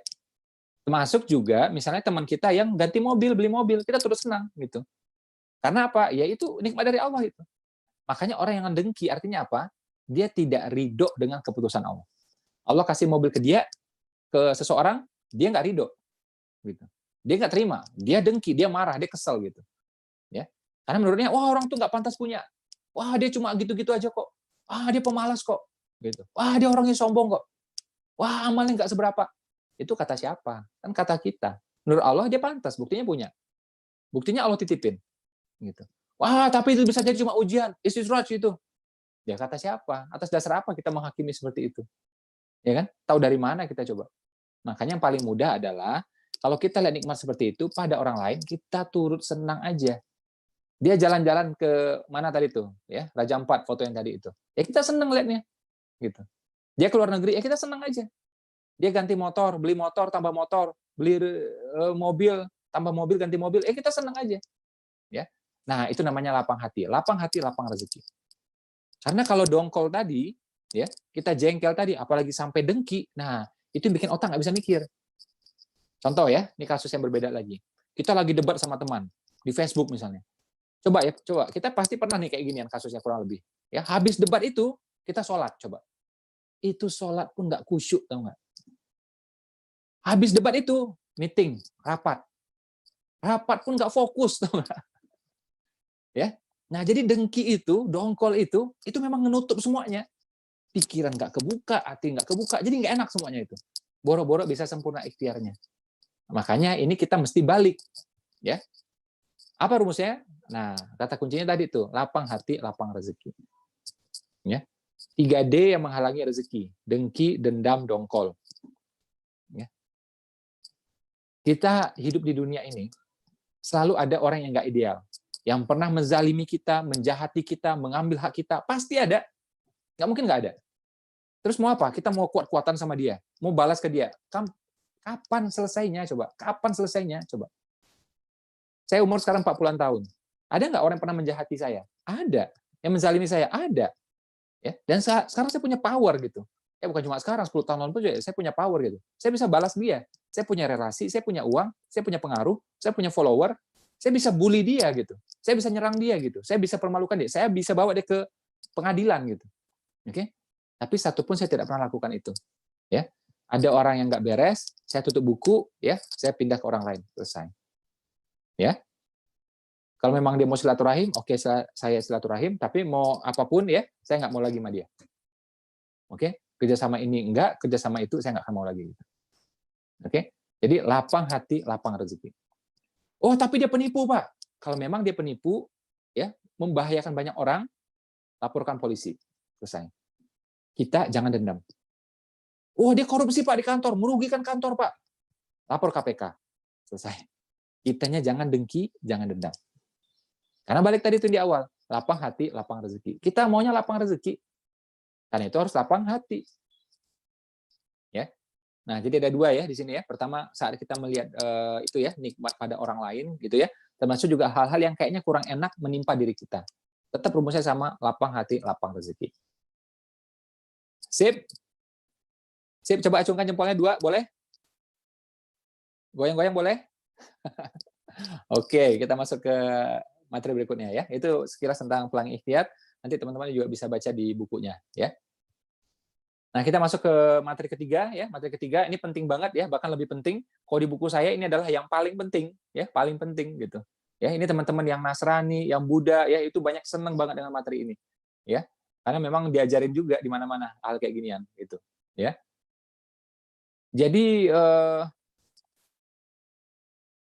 ada satu film ya, saya suka namanya Forrest Gump ya, yang main Tom Hanks ya.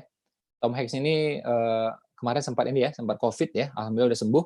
Sekarang dia pindah ke Yunani ya. Yunani jadi warga negara Yunani ya. Saya nggak tahu kenapa dia pindah ke sana. Tapi bukan itu yang kita bahas ya. Kita bahas tentang filmnya. Jadi dalam film itu si Forrest Gump ini itu kan awalnya anak yang lemah, mentalnya lemah, fisiknya lemah gitu loh. Sakit-sakitan ya, jalan aja susah, lari apalagi gitu. Tapi dengan kasih sayang ibunya, ternyata apa? Dia menjadi anak yang luar biasa, hebatnya ya, punya prestasi, punya pengaruh, kaya raya gitu ya, bahkan mempengaruhi Amerika gitu. Kisah ini adalah fiktif, tapi pesannya benar. Bagaimana ya anak-anak yang dekat sama ibunya, dikasih sayangi oleh ibunya itu bisa sukses, besar-besaran suksesnya. Ya, karena itu saya menyampaikan keluarga itu bukan beban, melainkan kunci kesuksesan, kunci kebahagiaan. Saya ulang ya karena penting, keluarga itu bukan beban, melainkan kunci kesuksesan, kunci kebahagiaan. Bahkan apa? Kunci sorga bahkan. Gitu. Oke, balik lagi ke saya layarnya. Ada satu penelitian ya, namanya nama orangnya itu Grant. Ya, jadi penelitian itu disebut Grant Study. Ya, dipublish oleh Harvard. Penelitian sejak tahun 38, penelitian selama puluhan tahun. Hasilnya apa? Anak-anak yang dekat sama ibunya ternyata apa? Lebih sukses karirnya. Ini penelitian. Anak-anak yang dekat sama ibunya cenderung lebih sukses karirnya. Aneh loh. Ya. Nah, ini penelitian bukan 1 hari 2 hari. Kita orang beriman udah tahu kayak ginian. Kalau dekat sama orang tua, ya insya Allah rezeki lancar. Kita udah tahu itu. Tapi ada penelitiannya, kita makin mantep. Ya. Grant Study, Harvard University, penelitian sejak tahun 2008, ya anak-anak yang dekat sama ibunya cenderung lebih sukses karirnya. Ya. Terus apa pesan saya? Apa materi saya? Ya, materi saya pengen menegaskan, ya, kita mesti selaras sama orang tua. Kita mesti berbakti sama orang tua. Gitu. Berbakti mengundang rezeki, durhaka mengundang petaka. Nah, inilah yang ilmu yang namanya sepasang bidadari. Bidadari yang pertama adalah ibu kita, bidadari yang kedua adalah istri kita. Ya, orang tua ya dan pasangan. Mesti selaras semuanya ini. Ini kita di sini, ya. Ada pasangan, ada orang tua, ada mertua gitu. Karena mertua ini kan juga orang tuanya istri kita gitu. Nah, ini 4 nih. Menyelaraskan 4 pihak ini nggak gampang. Siapa bilang gampang? Ya. Karena di sini ayah ibu 2, ini ayah ibu juga 2, ini istri 1. Rame itu. Ya. Bisa selaras sama istri aja itu udah tantangan itu. Ya. Apalagi sama orang tua, beda umur, beda pengalaman, beda nilai-nilai juga kan kadang-kadang. Mertua aduh, lebih repot lagi, lebih menantang lagi. Tapi kalau ini selaras, itu efeknya akan besar, dampaknya akan besar. Ya.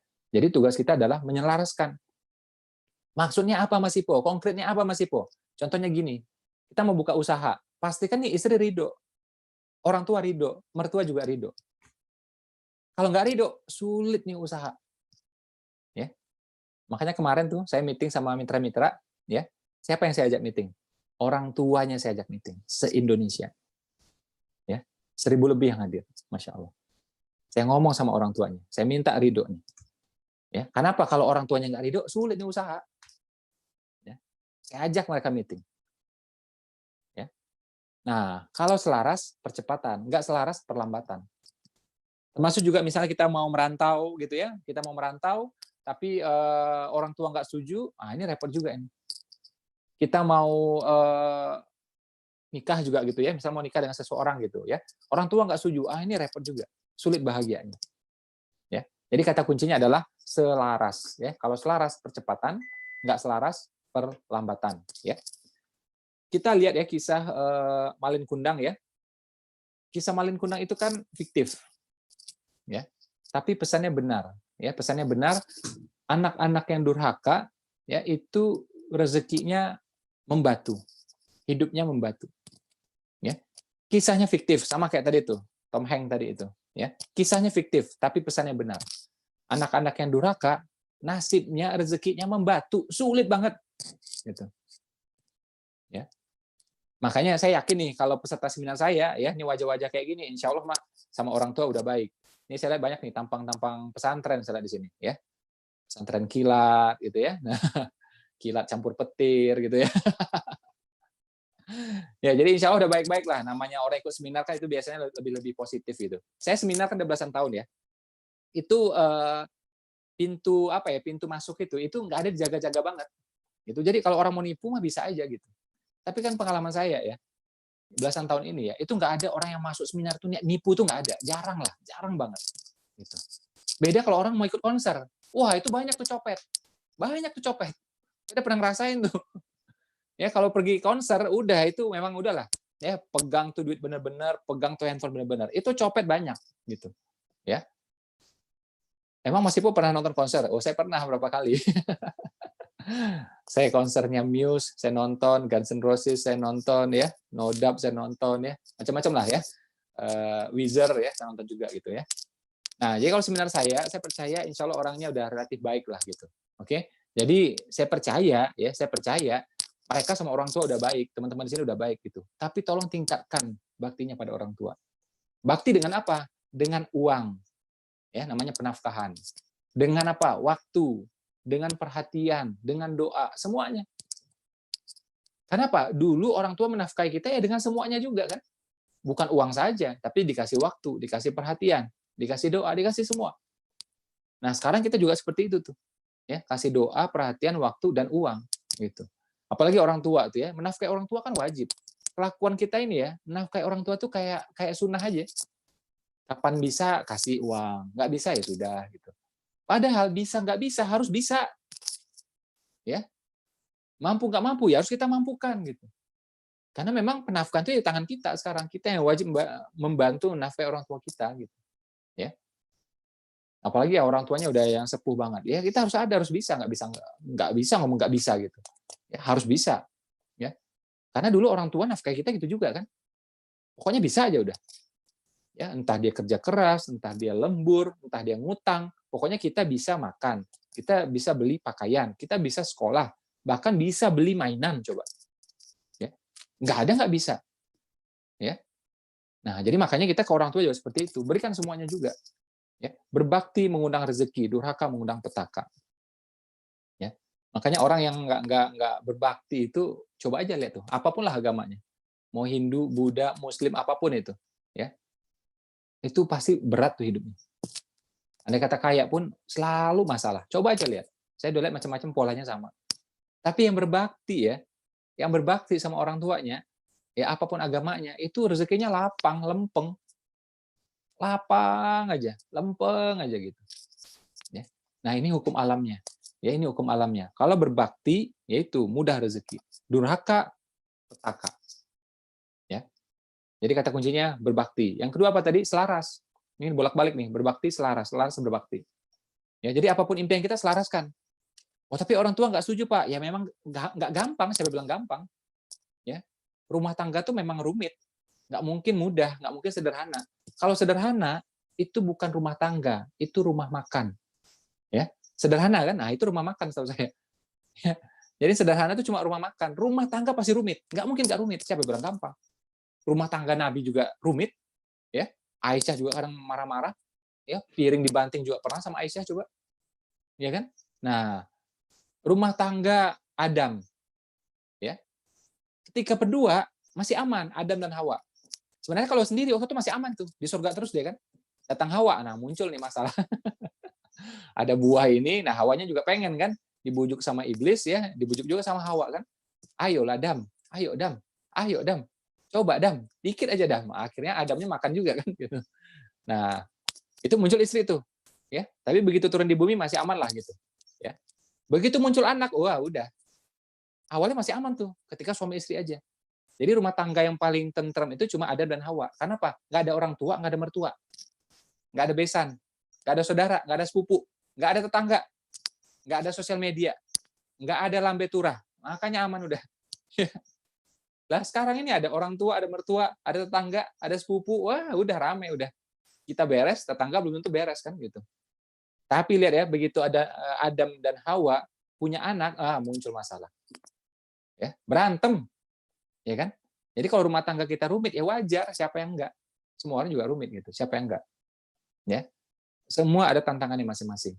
Tapi itu menariknya, kalau kita berhasil selaraskan, insya Allah percepatan. Sip? Sip? Ya, yang mendengar suara saya dengan jelas, mengikuti dengan jelas, coba acungkan tangannya boleh? Ya, angkat tangannya tinggi-tinggi boleh? Angkat tangannya tinggi-tinggi boleh? Ya, motion affects emotion, gerakan mempengaruhi perasaan, ya. Maka rezeki itu suka pada orang yang bergerak, bukan pada orang yang diam. Gerakkan tangannya boleh? Ya, yang belum mandi nggak apa-apa ya, biar orang di sebelahnya merasa kebauan ya. Oke, materi terakhir dari saya. Boleh tayangkan di slide.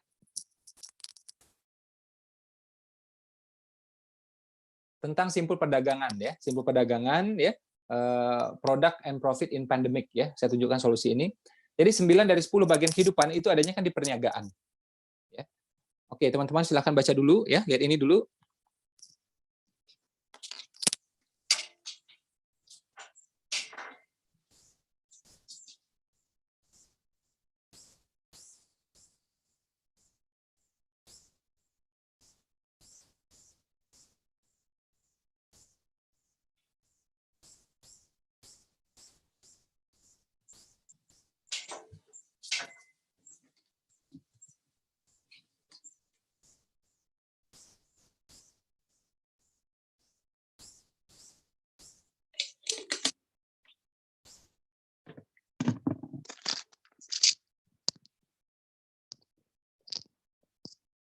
Ya, kalau teman-teman misalnya pengen slide ini ya, itu nanti tinggal minta panitia ya, tinggal WA aja ke panitia, nanti file-file ini nanti akan dikirim by WA gitu ya.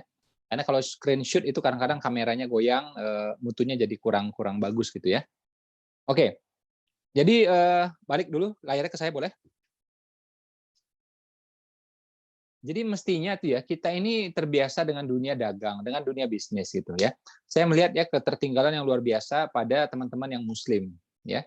Jadi bukan kita beda-bedain ya, tapi memang Muslimnya tertinggal banget gitu. Sementara kalau kita lihat ya teman-teman yang Chinese, yang Tionghoa itu mereka sudah biasa dengan dagang. Nah kalau kita cek sejarahnya ini justru keliru, ini justru terbalik gitu loh. Ya, Muslim tuh yang harusnya identik dengan dagang kan, gitu. Nabinya dagang. Bahkan Nabi Muhammad itu dagang 25 tahun, bukan sehari, bukan 2 hari, bukan setahun, bukan 2 tahun, 25 tahun gitu. Awalnya ikut paman, ya. Usia 17 tahun beliau dagang sendiri. Usia 25 tahun ya bermitra sama Khadijah. Jadi nabinya dagang, ayahnya dagang, ya. Ayahnya itu meninggalkan dalam perjalanan dagang, ya. Pamannya dagang, paman-paman yang lain dagang. Kakeknya yang urutan kelima itu dagang. Bahkan punya kayak apa ya? Asosiasi pengusaha gitu, kayak punya kadin gitu. Dia bikin suatu rumah ya tempat pengusaha-pengusaha ngumpul gitu. Itu kakek beliau yang kelima itu, ya. Abdullah, oke, Abdul Muthalib 3, 4, 5 gitu. Nah, ini punya nih tempat ngumpul para pengusaha ya di Mekah gitu. Nabi, istri Nabi, ayah Nabi, paman Nabi, ya, mertua Nabi, pengusaha juga kan, Abu Bakar, menantu Nabi, Ali menantu Nabi, tapi Utsman juga menantu Nabi. Menantu Nabi yang namanya Utsman ya dagang, bisnis gitu. Penerus Nabi, ya, Khalifah 1 2 3. Itu kan pedagang semua, pengusaha semua. Jadi ini ekosistemnya pengusaha semua. Kan adalah aneh itu ya kalau seorang muslim mindsetnya bukan pengusaha. Wong dikasih contoh udah komplit kayak gini coba. Ya, nggak ngerti apa coba. Oke? Nah, kita cek juga di 10 orang yang dijamin masuk surga, 8 pengusaha. 10 orang yang dijamin masuk surga, 8 pengusaha, coba. Kurang apa lagi coba itu? Ya.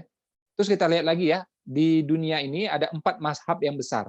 Yang paling besar, yang paling tua apa? Mazhab Hanafi. Ya, berarti apa? Imam Hanafi, Abu Hanifah. Apa profesi beliau? Ya, jangan salah, Imam Syafi'i. Kita kan Imam Syafi'i nih. Imam Syafi'i itu adalah murid dari murid Imam Hanafi. Ini Imam Hanafi punya murid Muhammad Al-Syabani. Muhammad Al-Syabani adalah guru bagi Imam Syafi'i. Ya. Jadi terbesar di dunia ini mazhabnya Hanafi. Ya, kayak India, Cina itu mazhabnya kalau ada muslim di sana itu Hanafi, Turki Hanafi. Ya. Teman-teman pergi ke Hong Kong ya itu iqomahnya agak beda. Mereka Hanafi soalnya. Korea juga sama. Ya, itu Hanafi. Nah, yang Syafi'i itu segelintir aja Indonesia dengan Malaysia ya dan Brunei gitu. Oke, rata-rata kayak gitulah. Oke. Nah, Imam Hanafi itu kan dagang, bisnis dia, pengusaha besar gitu. Ya kan? Pagi-pagi beliau ngajar, siang-siang beliau ngajar, Malam apa? Malam khatam Al-Quran melalui sholat. Bukan melalui bacaan loh. Melalui sholat. Bukan baca-baca gitu, bukan. Terus kapan ngurus bisnisnya? Nggak diurus lagi. Udah auto. Udah auto. Ya. Otomatis jalan. Dia udah nggak ngurus bisnisnya lagi. Itu Imam Hanafi. Ya. Mazhab terbesar coba. Nah ini dagang semua nih contohnya nih. Penyebar agama Islam di Nusantara. Siapa? Saudagar. Pedagang. Wali Songo yang pertama. Siapa? Maulana Maghribi. Pengusaha. Ya, pengusaha besar itu. Pendiri Muhammadiyah. Pengusaha juga. Pendiri Muhammadiyah, mari saya posting itu banyak materi-materi yang orang nggak tahu selama ini. Even orang Muhammadiyah. Berapa minggu yang lalu saya kan ngisi itu buat teman-teman Muhammadiyah. Saya kasih tahu itu, mereka nggak tahu itu. Ya. Bahwa Kiai Haji Ahmad Dahlan itu pengusaha, usaha batik, percetakan, ya, sekolah, berkembang antar kota, ya. Dan Kiai Haji Ahmad Dahlan ini adalah keturunan ke-12 dari Wali Songo yang pertama, Maulana Maghribi ini. Ini yang pengusaha ini. Ya, yang ke-12 ya jadi ini nih yang mendirikan Muhammadiyah. Dan Muhammadiyah formasi awal hampir semuanya pengusaha. Setelah 4 tahun Muhammadiyah 70%-nya pengusaha, tahu nggak? Ini orang Muhammadiyah aja nggak tahu nih. Ya, jadi dulu tuh identik pengusaha semua. Nah, setelah Muhammadiyah berdiri, berapa tahun kemudian berdirilah apa? NU. Ya, jarang. Ini orang NU pun nggak tahu. Orang Nahdiyin pun yang ngakunya Nahdiyin pun nggak tahu. Siapa pendirinya? Kiai Haji Hashim Asy'ari. Apa profesinya? Dagang juga, bisnis juga. Ya, beliau ngajar hari-hari. Tapi hari Selasa nggak ngajar. Kata siapa? Kata Gus Solah. Gus Solah itu cucunya Kiai Haji Hashim Asy'ari. Ya, saya sempat ketemu beliau, sempat ke rumah beliau, makanya saya tahu. Hari Selasa nggak ngajar, terus ngapain? Ngurus bisnisnya. Ya, ngurus bisnisnya. Makanya beliau itu yang mewakafkannya bukan segala tanah. Ya, tapi berhektar-hektar tanah, tahu nggak? Kiai Haji Hashim Asy'ari itu. Bukan sekedar tanah 1 petak, 2 petak, jadi musola, bukan. Berhektar-hektar tanah beliau itu. Ya, pas sudah meninggal baru orang tahu tuh ternyata. Kayak gitu wakafnya.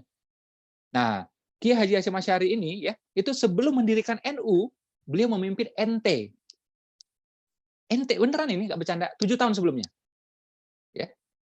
Nah, NT ini ya singkatan apa? Nahdlatul Tujor. Kalau ini Nahdlatul Ulama, ini Nahdlatul Tujor. Tujor itu apa? Tajir. Apa artinya tajir? Kalau kita kan artinya kaya. Tajir itu bahasa Arab artinya apa? Pedagang. Kebangkitan pedagang, Nahdlatul Tujor. Ya. Makanya tijarah, tajir itu pengusaha itu. Ya, tijarah berarti jual beli, perdagangan gitu. Ya, tajir ya pengusahanya. Nah, beliau bikin itu 7 tahun sebelumnya. Ya, dan beliau bilang apa coba? Hendaklah ya kaum ulama cerdik pandai itu gitu ya, memikirkan satu unit usaha yang bisa ada di setiap kota. Padahal beliau bukan di kota loh, tapi cara pikirnya kota. Hendaknya ada di setiap kota, oke? Untuk apa? Untuk menghidupi para pendidik. Jadi bukan untuk cari kaya. Menghidupi untuk memuliakan para pendidik dan mencegah laju kemaksiatan. Itu beliau ngomong ya lebih dari hampir 100 tahun yang lalu. Hampir 100 tahun yang lalu. Ya. Jadi kalau kita cek nih ya dari A sampai Z, ini pedagang semua. Nabi, istri Nabi, paman Nabi, ayah Nabi, kakeknya Nabi tadi. Ya. Mazhab terbesar. Ya, 8 orang dari 10 yang dijamin masuk surga, penyebar agama Islam di Nusantara, pendiri NU, pendiri Muhammadiyah, Wali Songo yang pertama. Ya. Terus belum lagi Serikat Dagang Islam. A sampai Z pengusaha semua. Terus ente kerja. Ente gawe jadi karyawan. Contoh dari mana coba itu? Oi. Sadar napa? Sadar napa? Enggak lihat contoh apa ini? Perjalanan ratusan tahun loh ini. Ya, perjalanan ratusan tahun dari yang di tanah Arab sampai di tanah air sama contohnya. Kok nggak belajar? Kok nggak sadar-sadar juga? Ya. Jadi DNA-nya kita itu harusnya dagang. Karena contohnya udah komplit. Ya, contohnya komplit, konkret. Gitu. Nah, zaman sekarang dagang lebih mudah kan? Dagang lebih mudah. Dan Nabi Muhammad sudah nyontohin ke kita. Kalau kamu mau dagang, modal terbatas, nggak apa-apa. Nggak harus produksi. Nggak harus bikin sendiri. 25 tahun Nabi dagang, Nabi tidak pernah memproduksi sendiri. Ya.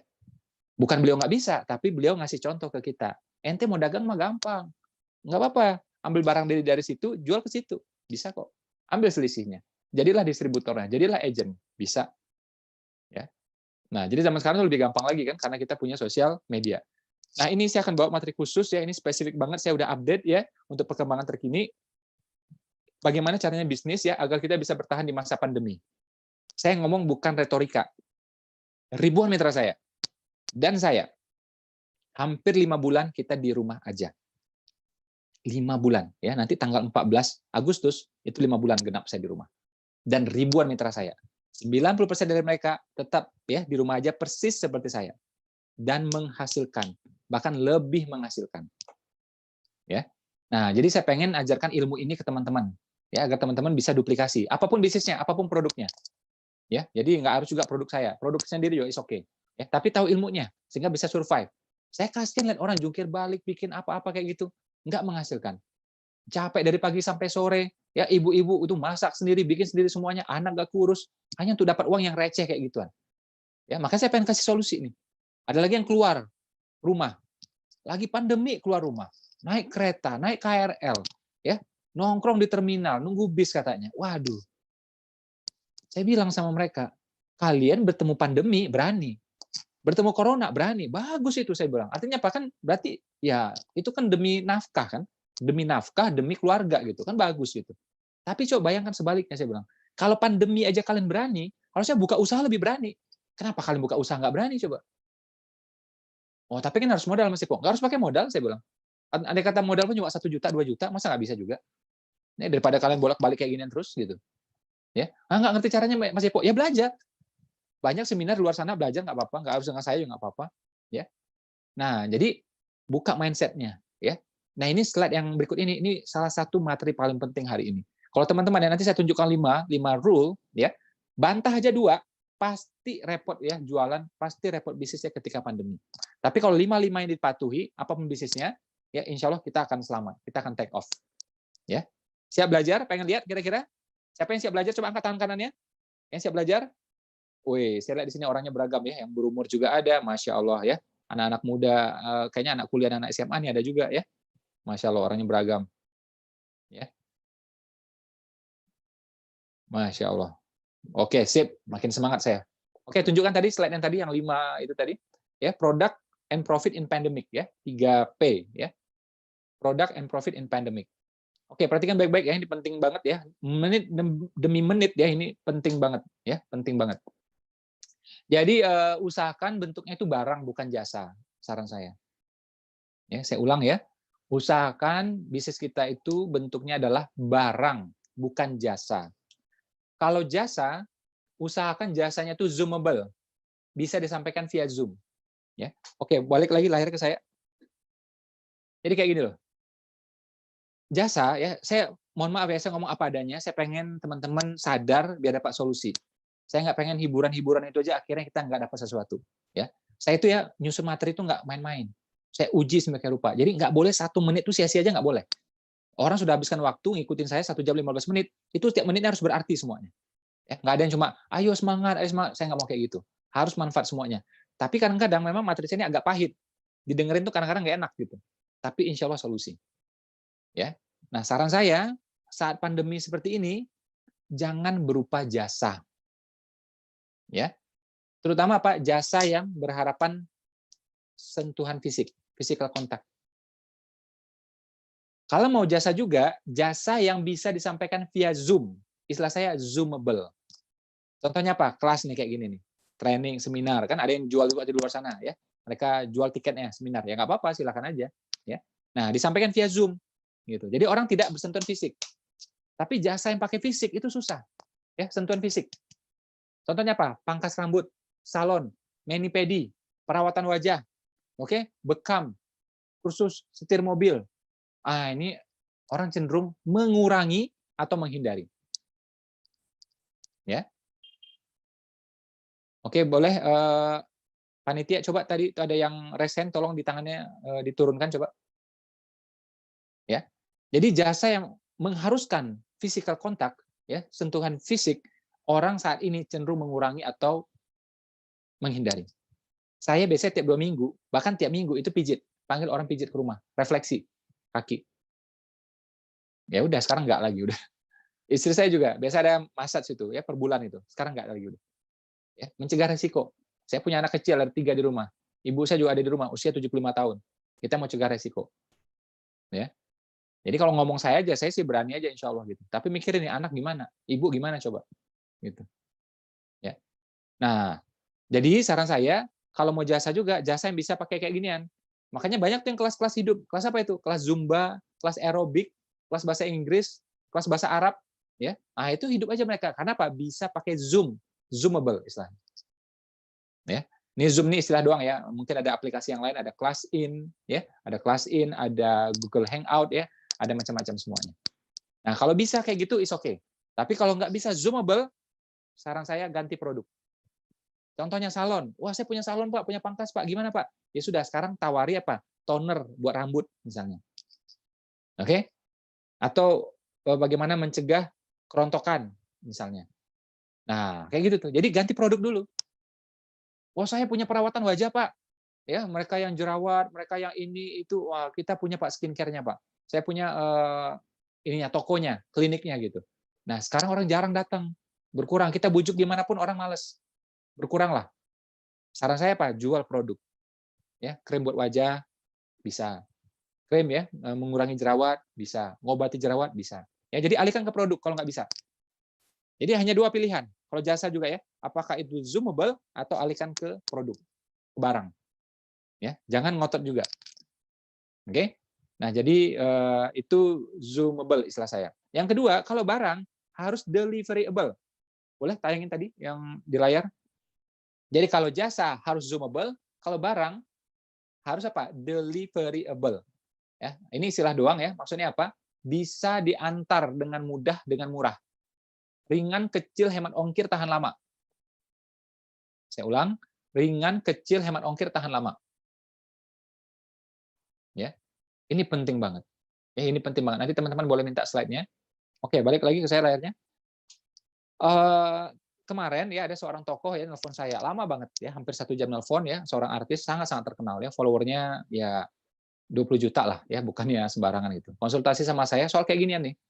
Saya ngomong apa adanya. Ya saya pengen jadi solusi buat orang gitu kan. Saya tidak berpikir bersaing atau apa, walaupun produk kita mirip-mirip. Saya bilang sama dia, jadi usahakan barang itu kecil, ringan, tahan lama, sehingga apa? Bisa dikirim nasional. Kalau coba nih ya, ibu-ibu kan banyak nih, kadang tuh nggak ngerti kan, langsung bikin aja gitu, tapi nggak dipikirkan dampaknya. Kalau kita bikin makanan basah, ya tahan lama nggak? Nggak tahan lama. Jadi kalau mau dikirim antar kota, udah nggak bisa. Jadi mainnya teritori doang. Bahkan dari Jakarta Utara ke Jakarta Selatan kadang-kadang nggak bisa dia, basi, pecah, busuk, masam, ya. Apalagi orang Bekasi, orang Depok minta, nggak bisa dia. Saya di Jakarta Timur Pak, kalau ke Bekasi nggak bisa kirim, takutnya rusak, gitu. Kirim ke Depok nggak bisa Pak, ke Bogor nggak bisa Pak. Sayang kan? Pasar kita ini nasional. Teman di Facebook kita, teman kita juga di WhatsApp, di Instagram, itu rata-rata beda kota sama kita. Ini kan pasar, ini kan segmen. Kenapa kita abaikan? Nah, agar segmen ini bisa terpenuhi, ya teman WA kita, teman Instagram kita, teman Facebook kita, agar ini bisa kita capai, barang tuh harus mudah dikirim, ringan, mudah, tahan lama. Ya, jadi hemat ongkir, kecil, ringan, gitu. Jangan kecil tapi berat, repot juga ini. Ya, kecil ringan. Contoh ya, ini bukan produk saya, produk orang lain. Nih, harga ratusan ribu nih, Chevron. Ratusan ribu nih, sekecil ini. Kan enak. Ya bisa kirim se Indonesia nggak masalah. Tahan lama juga. Dan perlu waktu memang. Kenapa? Kadang-kadang kita pakai rantai distribusi kan. Produsen, distributor besar, distributor medium, ya, agent, reseller. Ini makan waktu nih. Ya, sampai di tangan reseller kadang-kadang nggak laku juga karena mereka pemula. Makan waktu 1 minggu, 2 minggu biar laku. Kan kasihan dianya kalau barang cepat busuk. Makanya saya bilang, jangan mudah busuk, jangan mudah basi, cari yang tahan lama. Ya, ringan, kecil, tahan lama. Nih, satu contoh. Nih, misalnya nih, ini ratusan ribu nih, saya beli di Belanda. Ya, kan enak nih. Ya, atau nih yang vitamin saya konsumsi rutin. Ya, ini harga ratusan ribu nih. Kan enak. Ya kan? Nah, kayak gitu. Nih, misalnya juga. Nah, cari yang barang-barang seperti itu, kecil, ringan, tahan lama. Ya, itu yang memenuhi ciri namanya deliverable. Bisa dikirim dengan mudah dan murah. Juga tahan lama. Andai kata dibanting atau terbanting sekalipun, dia nggak pecah, aman. Andai kata tertunda, nyampainya 2 minggu, masih aman. Nggak busuk, nggak basi. Oke? Ini saran saya kalau teman-teman yang rasa-rasanya modal terbatas, tapi pengen dapat cash flow cepat. Kalau Anda punya modal banyak, Anda punya pengalaman banyak, Anda punya mesinnya, Anda punya cabang-cabangnya, ya saran saya ini bisa diabaikan. Tapi saya melihat di sini sebagian masih pemula. Ya, kasihan mereka kalau pakai cara-cara yang harus ada toko, harus ada cabang. Kasihan mereka. Kasihan mereka. Ya. Jadi kalau yang punya uang banyak, ya bisa buka cabang dengan cepat, silahkan. Langgar nih rumusnya nggak apa-apa. Tapi kalau rasa-rasa uang terbatas, pengalaman terbatas, ikuti saran saya ini. Ya. Jadi yang pertama tadi ya, kalau jasa zoomable, kalau barang deliverable. Yang ketiga, boleh tunjukkan ke layar? Ya, tahan lama juga ya, tadi udah kita bahas, tahan lama. Kemudian barang itu perhatikan ini ya. Cepat habis ya. Bukan bikin apa ya, bukan kita bikin orang itu boros, bukan. Bukan kita bikin orang itu konsumtif, bukan. Ya, tapi memang barangnya cepat habis aja. Gitu. Contohnya kuliner, gitu kan? Ya, begitu habis apa? Orang pesan lagi, itu namanya repetition, gitu. Ya. Contoh lain misalnya kayak skincare, gitu. Begitu habis 4 minggu orang beli lagi, gitu. Atau suplemen, ya, biasa 3 minggu 4 minggu tuh umurnya. Ya. Oke, balik lagi layarnya ke saya. Jadi barang cepat habis, ya, entah 2 minggu, maksimum 4 minggu. Ini contoh ya, ini mohon maaf ya, saya ngomong apa adanya. Ini kayak laptop saya. Ya. Saya senang sama laptop ini. Oke? Nah, begitu saya senang, ya, akhirnya saya beli lagi. Ya. Apple yang terbaru, MacBook yang terbaru. Oke? Tapi dari jarak ini ke sini berapa lama saya belinya? 7 tahun. Jadi repeat ordernya lama, 7 tahun. Gitu. Nah, usahakan, coba bayangkan ya teman-teman ya, jual sesuatu, pelanggan nih, seneng. Mau beli lagi kapan? 7 tahun lagi. Wah, kelamaan toh. Nah, kalau bisa tiap bulan orang beli. Tiap 2 minggu orang beli. Ya. Nah, itu bisa makanan, bisa skincare, ya, bisa suplemen. Itu saran saya. Nih, kayak meja yang saya pakai. 10 tahun saya belum ganti-ganti. 10 tahun saya nggak tambah-tambah. Saya puas loh ini. Harusnya apa? Customer, kata orang marketing, ya, kata orang marketing, begitu puas akan beli lagi, kata orang marketing. Tapi saya nggak beli lagi. Kenapa ya? Masih aman. Masa saya mau beli lagi? Nggak ada rusak kok. Ya. Nah, kita kan kalau nunggu 7 tahun, 8 tahun kan kelamaan. Ya, kelamaan kan? Makanya cari barang tuh yang high repetition. Sehingga nanti ya, teman-teman kalau jualannya benar, nanti 4 bulan aja jualan ya, kita customer nggak bertambah, tapi hidup kita aman. Kenapa? Mereka repeat order. Tapi kalau orang nggak ngerti rumus ini, akhirnya apa? Udah 2 tahun cari orang baru terus. Cari pelanggan baru. Cari pelanggan baru. Kasian nih, saya bilang. Kasian, saya bilang ini. Ya. Nah, tahu diri ya kalau kita pemula, saran saya cari yang aman aja. Ya, kalau bisa high repetition, saran saya. Oke. Oke, lanjut lagi yang keempat itu ya. Tadi udah kita bahas ya, pertama kalau barang bisa deliverable, kalau jasa dia zoomable gitu ya. Kemudian barang cepat habis. Kemudian yang berikutnya, jangan jual sendiri. Jual ke konsumen, bagus. Tapi ada yang lebih bagus, ada yang lebih cepat. Namanya apa? Jual pada penjual. Ya, sell to seller. Namanya mungkin keagenan, distributor, franchise, lisensi, ya apa aja. Oh, ini langsung cepat nih. Jadi pikirkan tuh ya, kalau kita udah punya tuh produk, bisa nggak ini dibikin lagi skema, dijual pada penjual? Kalau nggak bisa, itu repot tuh. Jadi saran saya, usahakan bisa memang ya, yang dijual pada penjual. Gitu. Bangun struktur harganya, susun struktur harganya, sehingga bisa dipecah pada agent, pada distributor. Ya. Yang terakhir, jangan dulu produksi. Ya. Kenapa produksi? Biar murah, ya, biar banyak. Biasanya dia sekalian tuh. Kalau banyak, otomatis dia murah. Gitu. Nah, yang bisa banyak itu biasanya mereka-mereka yang pengalamannya banyak. Gitu. Kita biasanya nggak sanggup. Makanya gini ya, coba perhatikan baik-baik, lihat saya. Misal nih gini, ada batik misalnya, bagus gitu. Murah gitu. Ya udah kita beli sama dia. Kita ambil dia sebagai vendor, kita ambil dia sebagai partner, gitu ya. Sebagai supplier, kita fokus menjadi apa? Distributornya. Merek dia boleh, merek sendiri juga boleh, beres. Nggak harus kita bikin batik sendiri. Kalau Anda pemula, bikin batik sendiri, pasti Anda kalah sama orang yang sudah 10 tahun main. Ya, makanya saran saya, jual aja dulu, biar dapat cash-nya. Jadi kalau pakai cara saya ini, Senin langsung menghasilkan uang. Nggak pakai lama. Tapi kalau Anda produksi dulu, Anda baru beli kainnya itu paling 10 meter, 20 meter. Dia sekali beli 1 kontainer. Nggak mungkin Anda menang lawan dia, cost per unit. Mending ambil dari dia aja, beres. Ya. Sama juga misalnya kayak suplemen gitu. Anda bikin sendiri, berapa modalnya? Andai kata Anda punya modal, itu izin bisa 1 tahun. Saya kan udah ngalamin. Ya. Nah, mending ambil dari dia aja kan, gitu. Dia punya suplemen, dia bikin suplemen atau dia bikin skincare, ya udah ambil dari dia, kita fokus marketing. Merek dia boleh, merek sendiri juga boleh, silakan. Tapi kalau merek sendiri harus kuat bangun merek. Ya, harus kuat bangun merek. Kalau enggak ya kita tumbang juga gitu. Bangun merek itu kan nggak gampang. Ya. Nah, ini saran saya yang praktis ya buat teman-teman. Apapun bisnisnya silakan, ya. Tapi kalau 5 ciri ini terpenuhi, insya Allah ya, orang pandemi, bisnis kita tetap bersemi. Orang lain krisis, kita tetap eksis. Ya, orang lain lagi wabah, kita tetap bisnisnya berdiri dengan gagah. Karena apa? Kita mematuhi 5 rumus ini. Ya. Jadi insya Allah ini lebih tahan lama. Kalau jaminan ya kita nggak berani ngomong jaminan. Ya hanya Allah yang bisa menentukan. Tapi kalau rasa-rasanya secara rasional, 5 ini cukup membuat kita bertahan. Ya. Nah, terakhir ya, materi terakhir dari saya, ya ini cuma 1 menit ya, 2 menit ya, saya sampaikan. Yang terakhir adalah tentang perisai langit ya. Perisai langit ini luas sekali, intinya amal-amal yang mengundang rezeki ya, dari langit itu, pertolongan langit gitu. Oke? Ada banyak, salah satunya adalah sedekah. Jadi dia memang nih jodohnya di sini nih. Perniagaan, sedekah, perniagaan, sedekah. Uang itu seperti air, seperti udara, harus bergerak.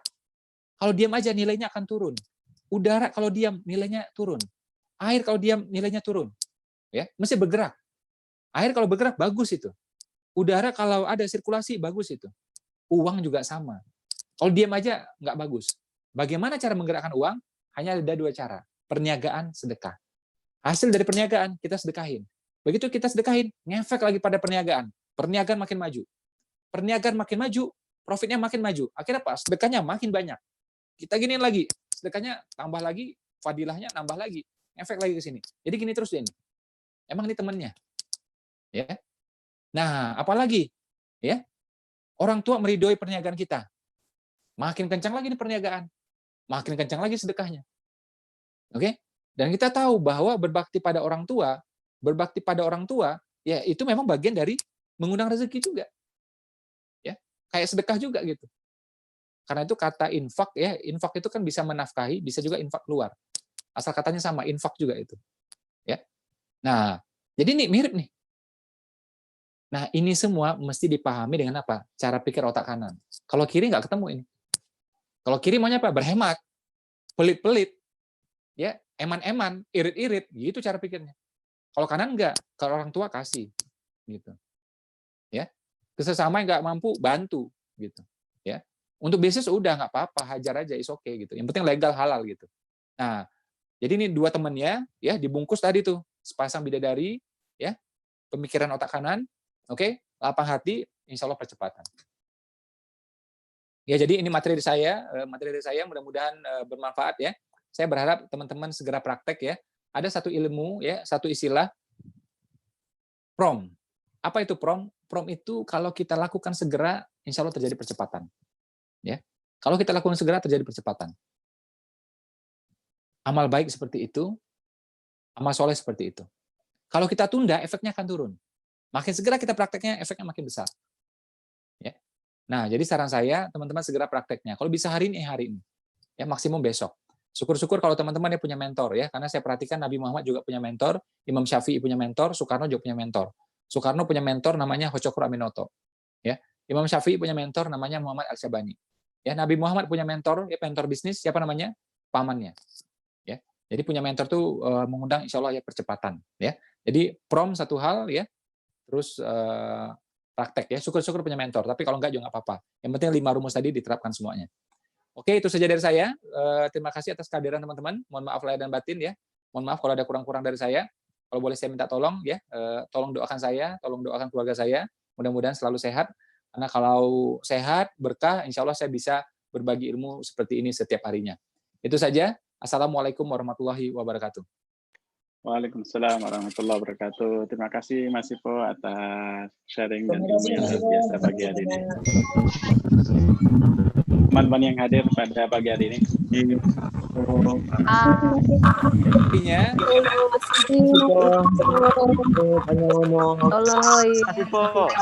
Semoga panjang umur. Mas Ipo, terima kasih. Mas Ipo. doanya Mas Ipo. Terima kasih. Semuanya terima kasih. kayaknya